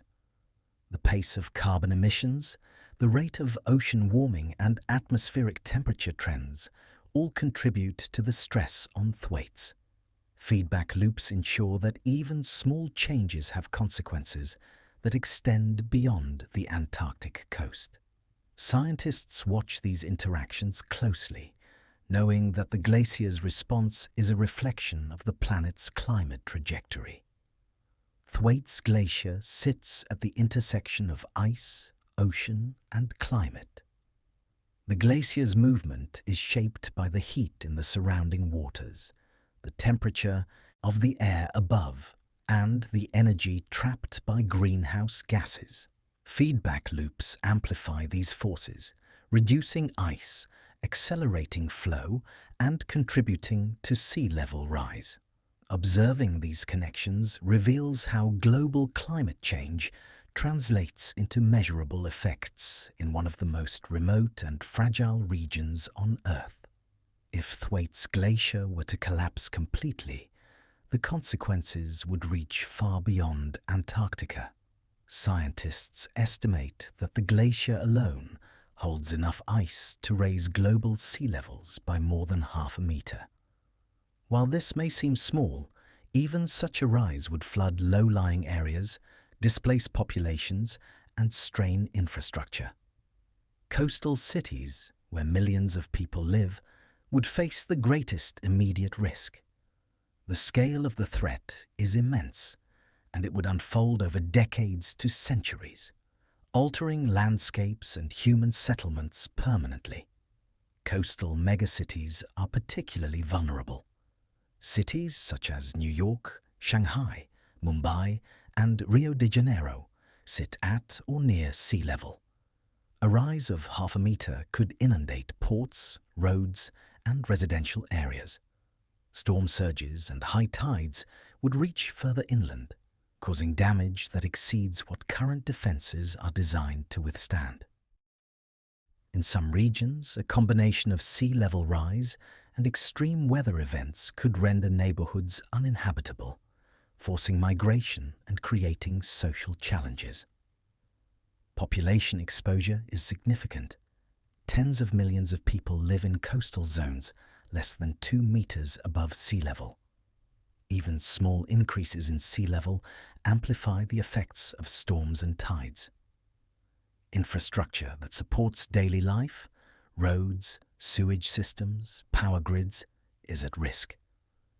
Governments would need to invest in protective measures, such as seawalls and levees, at enormous cost. The economic burden would be concentrated in the regions most affected, often overlapping with areas of high population density and limited resources. The ecological impact of Thwaites' collapse would also be profound. Rising seas would flood estuaries, wetlands, and mangroves, which serve as crucial habitats for birds, fish, and other wildlife. Saltwater intrusion would disrupt freshwater systems, affecting drinking water and agriculture. Coastal ecosystems that buffer against storms would be degraded, increasing vulnerability to future events. The interconnection between human and natural systems means that ecological changes have cascading effects on communities and economies. Sea level rise would not be uniform. Ocean currents, tides, and gravitational changes caused by ice loss create variations around the globe. Some regions may experience several times the average global rise. The eastern coast of the United States and parts of the Indian Ocean are projected to see higher levels due to these factors. Such regional differences complicate planning and adaptation, making it essential to model local effects as well as global trends. Ports and shipping infrastructure would be heavily affected. Rising seas change harbour depths, requiring adjustments in docks, channels, and breakwaters. Ports serve as hubs for trade and transportation. Even moderate flooding can disrupt supply chains, delaying shipments of food, fuel, and goods. The economic impact extends beyond the immediate coastal area, affecting global markets and production networks dependent on efficient transportation. Insurance and real estate sectors would face significant challenges. Properties in flood-prone zones would lose value, while premiums for insurance against storm damage and flooding would increase sharply. Governments may need to intervene to manage risk and provide compensation, straining public resources. Communities may confront difficult choices about rebuilding or retreating from vulnerable areas, with social and economic consequences that last for generations. Agriculture and food security would be affected.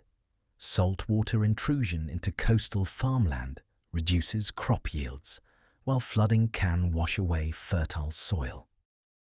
Irrigation systems may be damaged or overwhelmed by rising water tables. Regions that depend on low-lying plains for food production would face both short-term losses and long-term productivity declines. The combination of rising seas and climate-driven weather variability compounds risks to global food supply. Infrastructure for water and energy would be stressed. Power plants located near coasts, particularly those relying on seawater for cooling, could be compromised. Drinking water systems may be contaminated by saltwater intrusion, affecting both human health and agriculture. Transportation networks, including roads and railways, are vulnerable to flooding, disrupting commerce and daily life. These challenges would require substantial planning, investment, and adaptation efforts. Economic losses would accumulate quickly. Damage to property, infrastructure, agriculture, and services would represent billions of dollars annually. Coastal industries, including tourism, fisheries, and manufacturing, would face immediate threats. Indirect costs, such as reduced economic productivity, migration, and disaster response, amplify the financial burden. Early projections suggest that adaptation and mitigation measures will be expensive but necessary to reduce long-term impacts. The social consequences would be profound. Communities may be forced to relocate, creating migration pressures both within and between nations. Social systems, such as healthcare, education, and governance, may struggle to support displaced populations. Cultural heritage, including historic sites in coastal cities, could be lost. The human dimension adds urgency to understanding and managing the glacier's potential collapse as impacts extend beyond environmental and economic concerns. Flooded areas would also alter transportation networks. Roads, bridges, and tunnels may be submerged or damaged, interrupting the flow of goods and people. Evacuation during storms becomes more complicated, while commuting and trade face new challenges. Maintaining mobility under rising seas requires planning at a scale rarely undertaken, emphasizing the long-term consequences of even partial ice loss. Marine ecosystems would shift in response to sea level rise. Coastal wetlands and estuaries serve as nurseries for fish and invertebrates. Flooding and salinization could degrade these habitats, reducing biodiversity and fishery yields. Ocean currents altered by ice loss may affect nutrient distribution, influencing marine food webs far from Antarctica. The effects on human communities reliant on seafood could be substantial, highlighting the interconnectedness of ecological and social systems. Global insurance markets would feel the impact. Rising seas increase the frequency and severity of flooding, storms, and storm surges. Insurance companies may face unprecedented claims, requiring adjustments in premiums or withdrawal from high-risk areas. Governments may need to step in to provide coverage or fund infrastructure, reshaping financial systems and influencing long-term economic stability. Health systems would encounter new pressures. Flooding and displacement increase the risk of disease, stress, and malnutrition. Contaminated water and disrupted sanitation systems amplify health risks. Populations in low-income coastal regions are particularly vulnerable, with limited access to healthcare and emergency services. The human cost extends beyond property damage, encompassing broader impacts on well-being and resilience. The ripple effects reach international relations. Coastal nations may need to negotiate shared water resources, migration policies, and disaster response. Rising seas could create tension over territorial boundaries, fishing zones, and ports. Managing the consequences of Thwaites' potential collapse is not solely a local or national issue. It is a global challenge requiring cooperation, planning, and foresight.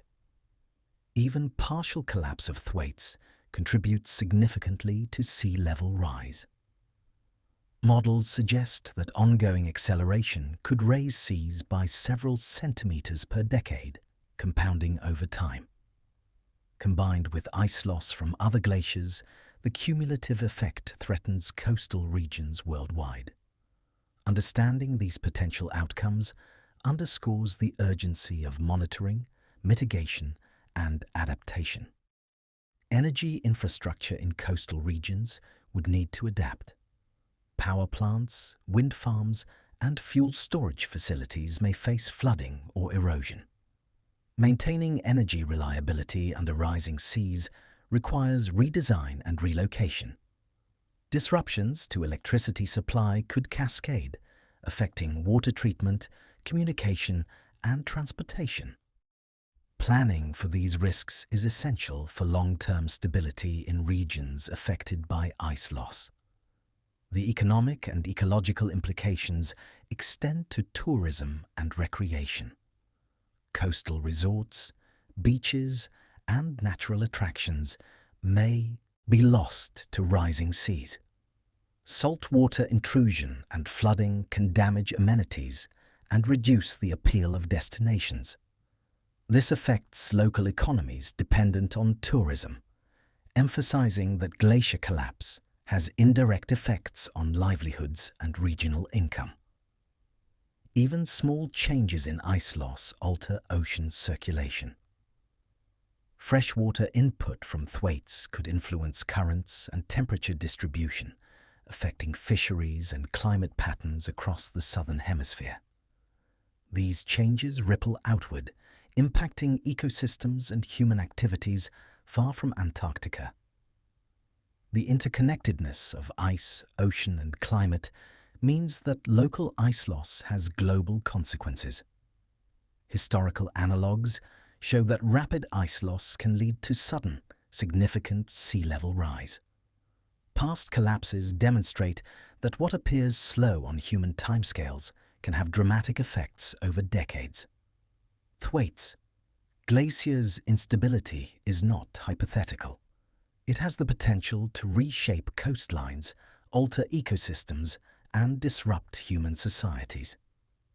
Preparing for these consequences requires careful observation and forward-looking planning. Ultimately, the potential consequences of Thwaites' collapse are wide-ranging and interconnected. Rising seas threaten cities, infrastructure, economies, ecosystems, and human health. Feedback loops accelerate ice loss, increasing the pace of change. Monitoring and modeling help scientists predict outcomes, but the scale of potential impact underscores the urgency of understanding this glacier. Its instability is a global concern, bridging polar ice and distant human societies. Thwaites Glacier is more than a frozen mass in Antarctica. Its ice connects to oceans, climate, and human systems worldwide. The glacier's potential collapse would reshape coastlines, affect millions of people, and disrupt ecological and economic systems. Understanding the magnitude of these consequences emphasizes why scientists watch Thwaites closely, recognizing that what happens here is not confined to the Antarctic coast, but touches the entire planet. Thwaites Glacier has become a focal point for scientific debate. Despite extensive monitoring, researchers differ on how quickly the glacier may change. Some models suggest rapid retreat within decades, while others project slower movement over centuries. These variations stem from differences in assumptions about ocean heat, ice dynamics, and feedback loops. Scientists continue to refine their predictions, seeking a clearer picture of the glacier's future. Ice sheet models are complex. They attempt to simulate how ice moves, melts, and interacts with the ocean and atmosphere. Small changes in input data, such as basal temperature or ocean current strength, can produce vastly different outcomes. Some models show grounding lines retreating rapidly, triggering accelerated flow from inland ice. Others predict a more gradual thinning that may take centuries to unfold. These discrepancies drive active discussion in the research community. The uncertainty arises partly from the glacier's geometry. Thwaites rests on bedrock that slopes downward inland, creating conditions for potential runaway retreat. If warm water reaches the grounding line, ice can flow faster than previously assumed. Predicting the timing of this process is difficult. Subtle variations in ocean temperature or ice shelf thickness can alter outcomes, leading to divergent projections among scientific teams. Ocean interaction is a key variable. Some researchers assume that warm currents will intensify over the coming decades, accelerating basal melting. Others argue that current patterns may stabilize or weaken, slowing ice loss. The difference in assumptions produces contrasting scenarios for the glacier's retreat. Understanding ocean behavior beneath floating ice shelves is challenging, requiring direct measurements in a hostile environment, which adds uncertainty to predictions. Surface processes add another layer of complexity. Meltwater ponds, snow accumulation, and seasonal temperature fluctuations all influence ice flow. In some models, these factors enhance retreat, while in others they provide partial stabilization. Accounting for these processes requires detailed data and sophisticated algorithms. Differences in how models incorporate surface melt and accumulation contribute to the range of projected outcomes. Debates also focus on feedback mechanisms. Some studies emphasize the self-reinforcing effects of thinning ice and reduced albedo, predicting faster collapse. Others suggest that certain stabilizing processes, such as ice shelf pinning points or slower inland flow, may delay significant loss. The balance between destabilizing and stabilizing forces remains a central question in understanding Thwaites Glacier's trajectory. Data limitations create further uncertainty. Observations are improving with satellites, GPS, radar, and underwater probes, but gaps remain. Deep regions beneath the ice shelf and grounding line are difficult to access. Small errors in measurements or assumptions about basal conditions can lead to large differences in model outputs. Researchers must account for these uncertainties when projecting future scenarios, recognizing that the glacier's behavior is influenced by hidden processes. Time-scale predictions are contentious. Some scientists argue that ice loss could become significant within decades, raising sea levels measurably within a human lifetime. Others contend that while acceleration is occurring, the most dramatic effects may unfold over centuries. Both perspectives rely on available data, but different interpretations of ocean forcing, ice dynamics, and feedbacks result in divergent conclusions. Controversy extends to model resolution.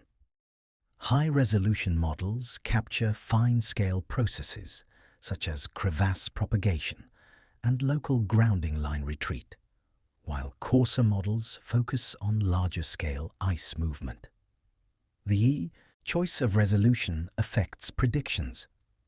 High-resolution models often show faster and more localized changes, whereas coarser models may smooth out rapid fluctuations, leading to slower projected retreat. Comparing these approaches remains a topic of active research.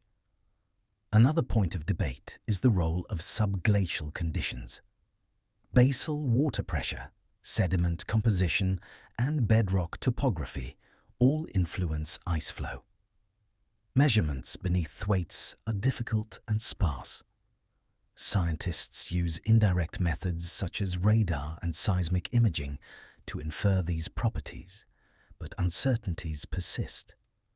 Assumptions about basal lubrication can dramatically change projections, fueling ongoing discussions about the glacier's stability. Scientists also disagree on the impact of ice shelf thinning. Some argue that even moderate thinning will accelerate inland ice flow, while others suggest that grounding line retreat may be partially slowed by topographic features or cold basal conditions. These contrasting interpretations contribute to a wide range of model predictions and underscore the challenges of forecasting glacier behavior. Research is ongoing to reconcile differences. International collaborations, including multi-institutional field campaigns and shared datasets, aim to reduce uncertainties. Teams deploy autonomous underwater vehicles, drill through ice shelves, and measure ocean currents to gather missing information. These efforts are critical for improving models and narrowing the range of potential outcomes. Ice flow physics is another source of debate. Models must approximate how ice deforms under stress, fractures, and interacts with basal water. Small differences in how these processes are represented can produce diverging projections. Researchers continue to refine ice flow equations, testing them against observations to improve predictive accuracy. Despite advances, inherent complexity ensures some uncertainty will remain. Satellite observations are continually analyzed to validate models. Accelerations, calving events, and grounding line changes are compared with predictions, revealing which models perform better. However, short-term observations may not fully capture long-term trends. Scientists must balance immediate data with geological records and climate projections to develop credible scenarios. The role of ocean heat in driving retreat is a subject of intense study. Some research emphasizes the potential for sudden pulses of warm water to destabilize the glacier quickly. Others consider longer-term trends, with gradual ocean warming producing a slow response. Both perspectives are supported by evidence, highlighting the challenge of predicting precisely how and when Thwaites may change. Climate projections also influence debate. Different scenarios for carbon emissions, global temperature rise, and atmospheric circulation affect model outcomes. High-emission pathways predict faster glacier retreat, while lower emission scenarios suggest slower responses. Scientists use ensembles of models to explore a range of possibilities, but differences in assumptions ensure that uncertainty remains. Even defining the threshold for instability is debated. Some studies suggest that once the grounding line retreats past certain points, collapse is inevitable. Others argue that partial stabilizing mechanisms may delay or slow the process. Determining these thresholds is difficult due to limited observations and the glacier's complex structure. The debate continues as researchers refine measurements and incorporate new data. Communication of uncertainty is also important. Scientists must convey the risks without overstating or understating potential outcomes. Public understanding depends on clear messaging that explains both likely scenarios and the range of possibilities. Misinterpretation of models can lead to confusion, emphasizing the importance of careful explanation alongside ongoing research. Field campaigns are designed to resolve these debates. Teams measure ice thickness, ocean temperature, basal conditions, and flow velocity. Data collected informs models and reduces uncertainty, though complete coverage is impossible. Even with extensive monitoring, the glacier's response to future warming cannot be predicted with absolute certainty, maintaining a degree of scientific debate. Controversies also involve past behavior. Some researchers interpret sediment and ice core records to suggest that similar glaciers collapsed quickly in the past, supporting rapid retreat models. Others argue that historical collapses occurred over longer periods, implying slower responses. Reconciling these interpretations requires careful analysis of paleoclimate data and comparison with modern observations. The combination of complex ice physics, uncertain ocean conditions, and variable climate forcing ensures that debate will continue. Each model incorporates different assumptions, producing diverse predictions. Scientists use observations to refine these models, but limitations in data and understanding mean that some level of uncertainty is unavoidable.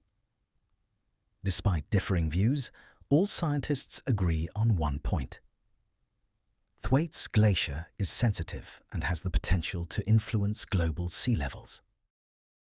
The timing and rate of change remain debated, but the consequences of significant ice loss are clear. Understanding the glacier's response is critical for planning and preparing for the future. Collaborative efforts aim to reduce discrepancies. International research programs coordinate observations, share data, and conduct field campaigns to fill knowledge gaps. Joint analysis of satellite imagery, ice-penetrating radar, GPS data, and ocean measurements improves models and narrows uncertainty. These efforts exemplify how scientific debate drives progress, improving understanding of Thwaites Glacier. The debate underscores the limits of prediction. While models provide scenarios, they cannot offer certainty. Variations in ocean currents, basal conditions, ice geometry, and climate forcing create a spectrum of possible futures. Scientists continue to observe, measure, and refine models. knowing that the glacier's response may surprise even the most sophisticated projections. Ultimately, the scientific debate reflects both complexity and importance. Thwaites Glacier sits at the center of competing models, uncertain timescales, and active research. Differences in projections illustrate the challenge of predicting ice behavior, but ongoing efforts to observe, model, and understand the glacier ensure that progress is made. The debate itself is part of the process, refining knowledge and preparing humanity for what lies ahead. Changes in Antarctica ripple across the globe. Thwaites Glacier may seem remote, but the water it releases flows into the Southern Ocean and mixes with currents that travel around the planet. Ocean circulation depends on temperature and salinity. As ice melts, it adds fresh water, altering density and affecting the strength of currents. Even subtle shifts in flow can change heat distribution between equator and poles, influencing climates thousands of kilometers away. The Southern Ocean acts as a conveyor, moving cold and warm water around Antarctica. Meltwater from Thwaites slows this circulation by reducing the water's density. As a result, heat that would normally move toward the poles can remain near the tropics, potentially warming equatorial waters. Conversely, some regions may cool slightly due to changes in current paths. These shifts demonstrate that polar ice changes affect global energy balance, connecting distant regions through water movement. Weather patterns are linked to these oceanic changes. The jet stream, monsoon systems, and storm tracks respond to ocean temperatures and currents. Alterations in Antarctic meltwater flow can influence rainfall, droughts, and storm intensity in distant continents. For example, shifts in Southern Ocean circulation can impact precipitation patterns in South America, Africa, and Australia. These connections highlight the reach of a glacier located at the edge of the world. Ecosystems also feel the impact. Phytoplankton growth depends on nutrient-rich water delivered by ocean currents. Fresh water from Thwaites can change the mixing of layers, influencing nutrient availability. Marine food webs from krill to whales respond to these changes. Even modest shifts in circulation can cascade through ecosystems, affecting biodiversity and fisheries far from Antarctica. Humans rely on many of these systems for food, demonstrating how ice loss has direct societal consequences. Global sea level rise from Antarctic ice affects coastlines worldwide. Thwaites is part of the larger West Antarctic ice sheet, and combined losses with Greenland and other glaciers add to oceans steadily. Rising seas modify tides, storm, surge impact, and erosion patterns. Coastal habitats, including wetlands and estuaries, are altered. The cumulative effect influences both human communities and natural systems, requiring adaptation on multiple continents. Antarctica is not isolated from Greenland. Both polar regions contribute to global sea level rise and share similar sensitivities to warming oceans and atmospheric changes. Ice loss in the north affects circulation that, in turn, can feed back to the south. Melting in Greenland alters North Atlantic currents, which influence the southern hemisphere by changing how heat and salt move through the global ocean. The cryosphere functions as a connected system, not as separate poles. Cryosphere trends show that glaciers and ice sheets worldwide are losing mass. Observations from satellites, ice cores, and field measurements reveal thinning, retreat, and acceleration across both poles. The combined loss from Greenland, Antarctica, and mountain glaciers contributes to global sea level rise and shifts in ocean circulation. Thwaites acts as a critical indicator, illustrating how Antarctic ice behavior reflects larger planetary patterns. Freshwater input from Thwaites can reduce the sinking of cold, salty water that drives the global conveyor belt. This process, known as thermohaline circulation, moves warm surface water toward the poles and cold water back toward the equator at depth. Disruptions in this circulation affect ocean heat distribution, influencing climate patterns in Europe, North America, and Asia. Even small changes in the Southern Ocean can ripple through the world's oceans. The impact on storms and extreme weather is notable. Ocean currents influence sea surface temperature, which drives atmospheric pressure and wind patterns. If Thwaites meltwater weakens currents, it can contribute to shifts in the frequency and intensity of cyclones, typhoons, and extratropical storms. Coastal regions may face altered risk profiles, with some areas experiencing stronger storms while others see changing rainfall patterns. Understanding these connections is vital for predicting regional climate hazards.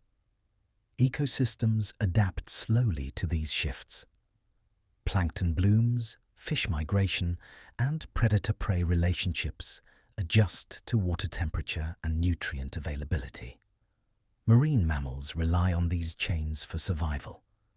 Freshwater input from Thwaites disrupts salinity, density, and stratification, influencing plankton abundance. Fish populations shift in response, which affects feeding and reproduction cycles for species that humans harvest. The interconnected nature of polar ice and ecosystems is evident across the planet. Ice loss from Antarctica contributes to sea level variability in regional contexts. Gravitational and rotational effects cause some areas to experience higher local sea level rise than the global average. For example, the eastern coast of the United States may see amplified effects due to redistribution of water mass. These variations complicate adaptation planning and require precise regional models to predict impacts accurately. Connections extend to Greenland's ice. As the northern ice sheet melts, it contributes freshwater to the North Atlantic, weakening the Atlantic Meridional Overturning Circulation, AMOC. A slower AMOC can redistribute heat, indirectly affecting the Southern Ocean and Antarctic ice. Feedbacks between poles and oceans illustrate that melting at Thwaites is part of a global system, where events in one hemisphere influence conditions thousands of kilometers away. Satellite measurements reveal synchronized changes. Both Greenland and Antarctic ice sheets show thinning and accelerating flow, though patterns differ regionally. Comparing trends helps scientists understand common drivers such as ocean warming and atmospheric temperature rise. This perspective emphasizes that no ice sheet exists in isolation. Global trends influence local dynamics, and local changes feed back to the global system. Weather extremes are increasingly linked to polar ice dynamics. As Thwaites contributes fresh water to oceans, heat distribution shifts, altering jet streams and storm tracks. These changes can produce unusual droughts, floods, or heat waves far from Antarctica. While the glacier is remote, its influence on atmospheric and oceanic systems connects it to events experienced by billions of people worldwide. Global fisheries are sensitive to these changes. Nutrient transport, plankton abundance, and migration patterns respond to ocean circulation. Meltwater from Thwaites can disrupt salinity and density profiles, influencing where fish spawn and feed. This affects commercial fisheries, particularly in the southern hemisphere. Even remote ice loss has direct economic and ecological consequences through interconnected ocean systems. Monitoring continues across multiple scales. Satellites measure ice mass loss, ocean temperature, and current shifts. Autonomous underwater vehicles track deep currents beneath the ice shelf. Oceanographic models incorporate meltwater, temperature, and salinity to predict circulation changes. These observations link Antarctic ice dynamics to global climate and ecological systems, revealing the scale of interdependence. Thwaites Glacier serves as a bellwether for the global cryosphere. Its behavior reflects both local environmental conditions and broader climate trends. Observing its changes informs predictions about Greenland, Arctic sea ice, and mountain glaciers. By studying Thwaites, scientists gain insight into the interconnected nature of ice loss and the potential for cascading impacts across continents. Global sea level rise is not a distant problem. Rising oceans affect coastlines, fisheries, weather, and ecosystems today. Thwaites' meltwater contributes to this rise, amplifying the effects of Greenland and other ice sources. By influencing circulation, the glacier indirectly affects distant climates, demonstrating that polar changes have consequences far beyond their immediate location. Even small variations in ice loss produce amplified effects in the ocean. A few centimeters of additional melt can alter density-driven currents, modifying temperature distribution and nutrient transport.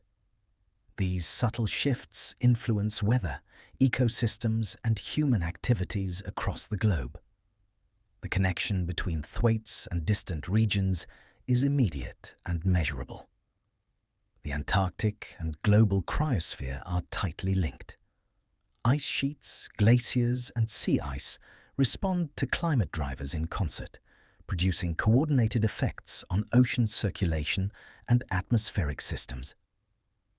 Thwaites Glacier exemplifies how a single, vulnerable ice mass can influence the entire planet. Its behavior is part of a broader pattern of polar and global ice dynamics, connecting local changes to global processes. Observations show that Thwaites' contribution to ocean currents is increasingly significant. As ice melts, freshwater affects density gradients, influencing the formation of deep water and the strength of overturning circulation. Changes in these currents affect heat transport, climate, and ecosystems far from Antarctica. Understanding this linkage is key to predicting both environmental and societal impacts. The glacier's meltwater also interacts with sea ice. Changes in salinity affect sea ice formation, which in turn influences albedo and local temperature. Feedback loops between ice shelves, ocean circulation, and sea ice demonstrate the complexity of polar systems. Thwaites sits at the center of these interactions, acting as both a contributor to and a recorder of changes in the global cryosphere. Finally, Thwaites' influence emphasizes the interconnectedness of Earth's systems. What happens in a remote Antarctic glacier has effects on currents, climate, ecosystems, and human communities across the planet. Studying this glacier reveals the pathways through which polar changes propagate worldwide. Its behavior links local ice dynamics to global ocean circulation, weather patterns, and cryosphere trends, making it a critical component of Earth's system. Human activity shapes the future of Thwaites Glacier. Carbon emissions, industrial growth, and energy use all contribute to warming oceans and air. These forces influence the glacier more than anything else, connecting human decisions to ice dynamics in the most remote part of the world. Scientists often remind themselves that every action on one continent ripples to the ice at the edge of the world. The glacier responds to both climate and ocean changes created far away, a reminder that humans are part of a global system. Mitigation efforts focus on reducing greenhouse gases, limiting fossil fuel use, improving energy efficiency, and switching to cleaner sources can slow global warming. Every reduction in emissions changes the trajectory of ocean warming, which in turn influences the rate of ice loss at Thwaites. While these actions do not immediately halt change, they create conditions for slower, more manageable ice retreat. The connection between choices on land and ice loss at the poles is direct, measurable, and urgent. Adaptation is equally important. Coastal cities and communities must prepare for rising seas and changing storm patterns. Seawalls, levees, and improved drainage systems are part of the response. Planning and engineering help reduce damage, but they require foresight and significant investment. Even small rises in sea level affect millions of people, emphasizing that human adaptation is inseparable from understanding ice loss at Thwaites. Scientific intervention is a growing focus. Researchers study ways to slow ice flow or strengthen ice shelves. Concepts range from deploying underwater barriers to engineering floating platforms, though practical implementation is challenging. Experiments and simulations test what might be feasible. Each proposed intervention carries risks, costs, and uncertainties. The effort highlights that while humans influence ice indirectly through climate, direct approaches are still in early stages. International research collaboration is essential. Teams from the United States, Europe, Asia, and Oceania work together to study Thwaites. Data sharing, joint field campaigns, and coordinated satellite observations expand understanding. Drilling projects, robotic vehicles, and deep ice measurements require global expertise. The glacier becomes a point of cooperation, a place where scientific knowledge transcends borders and unites researchers in a common effort to understand a fragile remote system. Monitoring continues year-round. Satellites track ice velocity, elevation, and mass loss. GPS sensors record movement, while autonomous vehicles measure ocean temperature and salinity beneath the ice shelf. Ice-penetrating radar reveals bedrock topography and hidden channels. Every new data point refines models, reduces uncertainty, and informs predictions. Scientists operate with patience, knowing that the glacier's response unfolds over decades, yet urgency remains because each change compounds over time. Observation teaches restraint and careful judgment. Ice sheets do not react to impatience or desire. Every measurement, every calculation builds understanding slowly. Field teams endure harsh conditions to gather data that is rare and valuable. The glacier records environmental history in its layers, telling stories of past climate, ocean shifts, and ice sheet dynamics. Researchers learn to read these records with precision and humility, recognizing the glacier's scale and complexity. Patience is balanced by urgency. Changes may appear slow, but the cumulative effect of melting and ice flow accelerates over time. Early signs of instability, such as thinning, cracks, and carving, cannot be ignored. Scientists emphasize that waiting to act is not a neutral choice. It allows natural forces to progress. Mitigation and adaptation measures are most effective when informed by careful, ongoing observation. The rhythm of the glacier imposes a measured pace, but consequences demand attention now.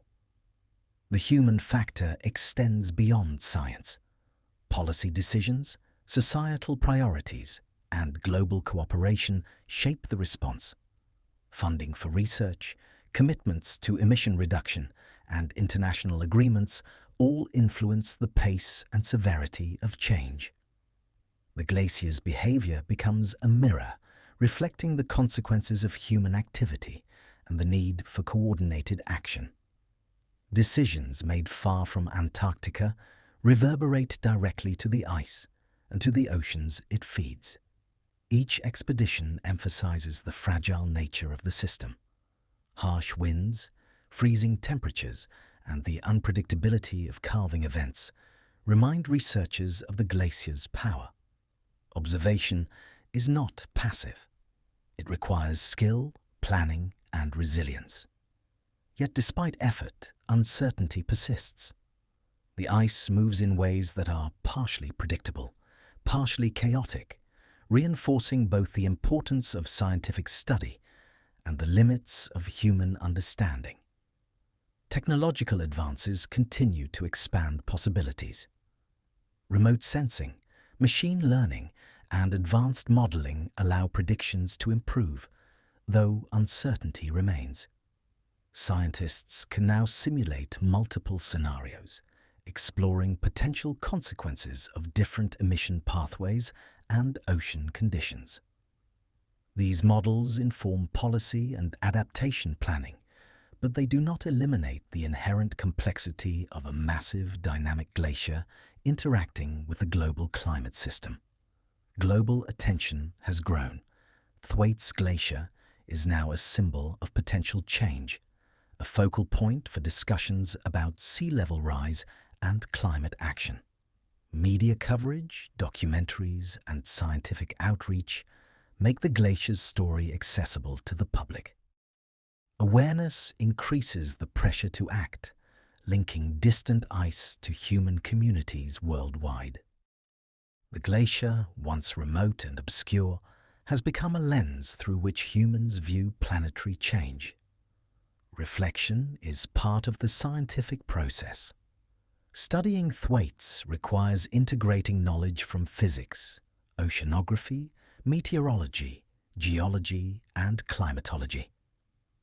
The glacier embodies interconnection: ice, ocean, and atmosphere, local and global, past and future.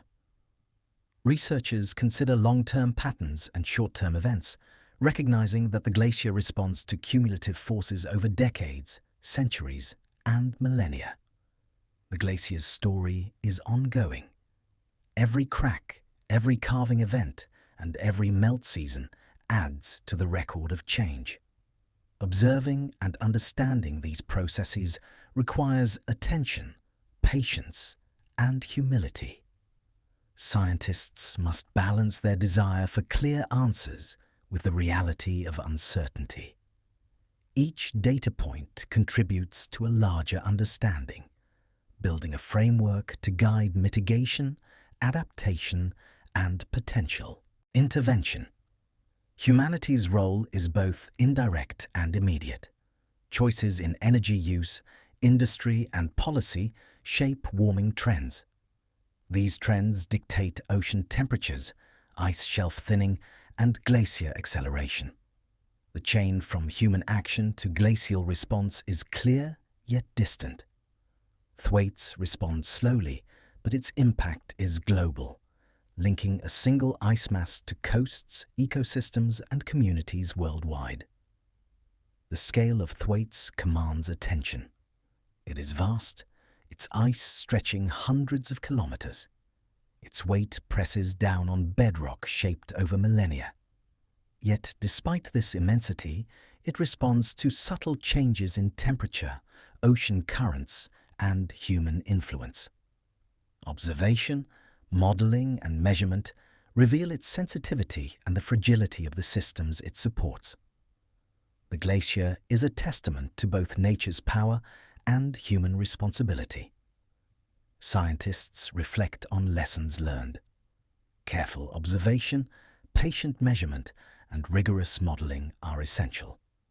Uncertainty is unavoidable, yet understanding improves with each expedition and satellite pass. The glacier's future depends on forces beyond Antarctica, linking polar ice to human society, global climate, and oceans worldwide. Knowledge gained here informs adaptation, planning, and mitigation across the planet. Despite progress, questions remain. How quickly will Thwaites respond to warming? How much ice will enter the ocean? How will global currents adjust? These questions drive research and debate. The answers are not yet known, and every season, measurement and observation contributes to a slowly unfolding story. Patience and urgency coexist as scientists balance the need to understand with the need to act. Observation is the first step toward action. Each measurement informs policy, planning, and preparation. Every calving event and ice flow pattern refines models that guide global response. Yet the glacier does not wait. Changes occur on their own timescale, sometimes faster than expected, sometimes slower. This tension between human foresight and natural pace underlines the stakes of Thwaites Glacier. Thwaites remains a reminder of the limits of certainty.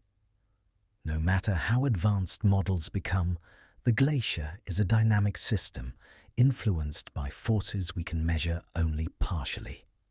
Its response to warming oceans, atmospheric trends, and human activity will unfold according to both predictable and uncertain dynamics. The glacier's story continues to evolve, with consequences that touch every continent. In the end, Thwaites Glacier teaches both humility and responsibility.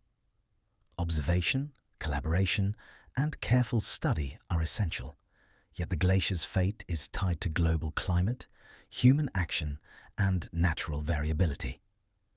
Patience and urgency coexist in scientific practice, reflecting the glacier's own rhythm. The ice flows steadily, silently, a reminder of planetary processes that cannot be ignored. The human factor is inseparable from the glacier's story. Actions taken now influence outcomes decades or centuries from today. Every emission reduced, every policy enacted, and every scientific discovery shapes the conditions that determine Thwaites' future. Yet, even with knowledge and intervention, uncertainty remains, leaving the glacier's ultimate trajectory open, observed but unresolved. As the glacier moves, it carries the weight of observation, calculation, and consequence. Scientists watch, measure, and model. Policymakers and societies respond. The ice itself continues, oblivious to human intent, shaped by forces that span the globe. Thwaites is both a laboratory and a warning, a place where understanding and humility meet. The story of Thwaites Glacier is ongoing. Its ice shifts, ocean currents flow, and climate trends continue. Humans are part of the system, connected to the ice through action and observation. The glacier teaches that consequences unfold over time, that patience is required, and that urgency remains. Its future is uncertain, but its significance is undeniable. Even as research continues, the glacier's movement reminds observers that some forces operate beyond control. Ice continues to flow, oceans continue to warm, and climate responds to both human and natural inputs. Observation, reflection, and careful action guide understanding, but resolution is not immediate. Thwaites Glacier exists in a state of tension between knowledge and uncertainty. The final reflection is quiet yet profound. Thwaites Glacier demonstrates the intersection of science, human influence, and planetary systems. Every observation reveals complexity, every model shows uncertainty, and every expedition adds clarity. Yet the glacier moves on its own timeline. Patience, vigilance, and responsibility define the human role, while the ice continues its slow, powerful journey. Thwaites Glacier is a mirror for humanity. It shows the effects of choices, the limits of prediction, and the interconnectedness of Earth's systems. Its ice moves, oceans shift, and the climate responds. Scientists, policymakers, and societies watch and act, yet the glacier's ultimate path remains open. The story concludes not with certainty, but with understanding, responsibility, and the weight of ongoing discovery.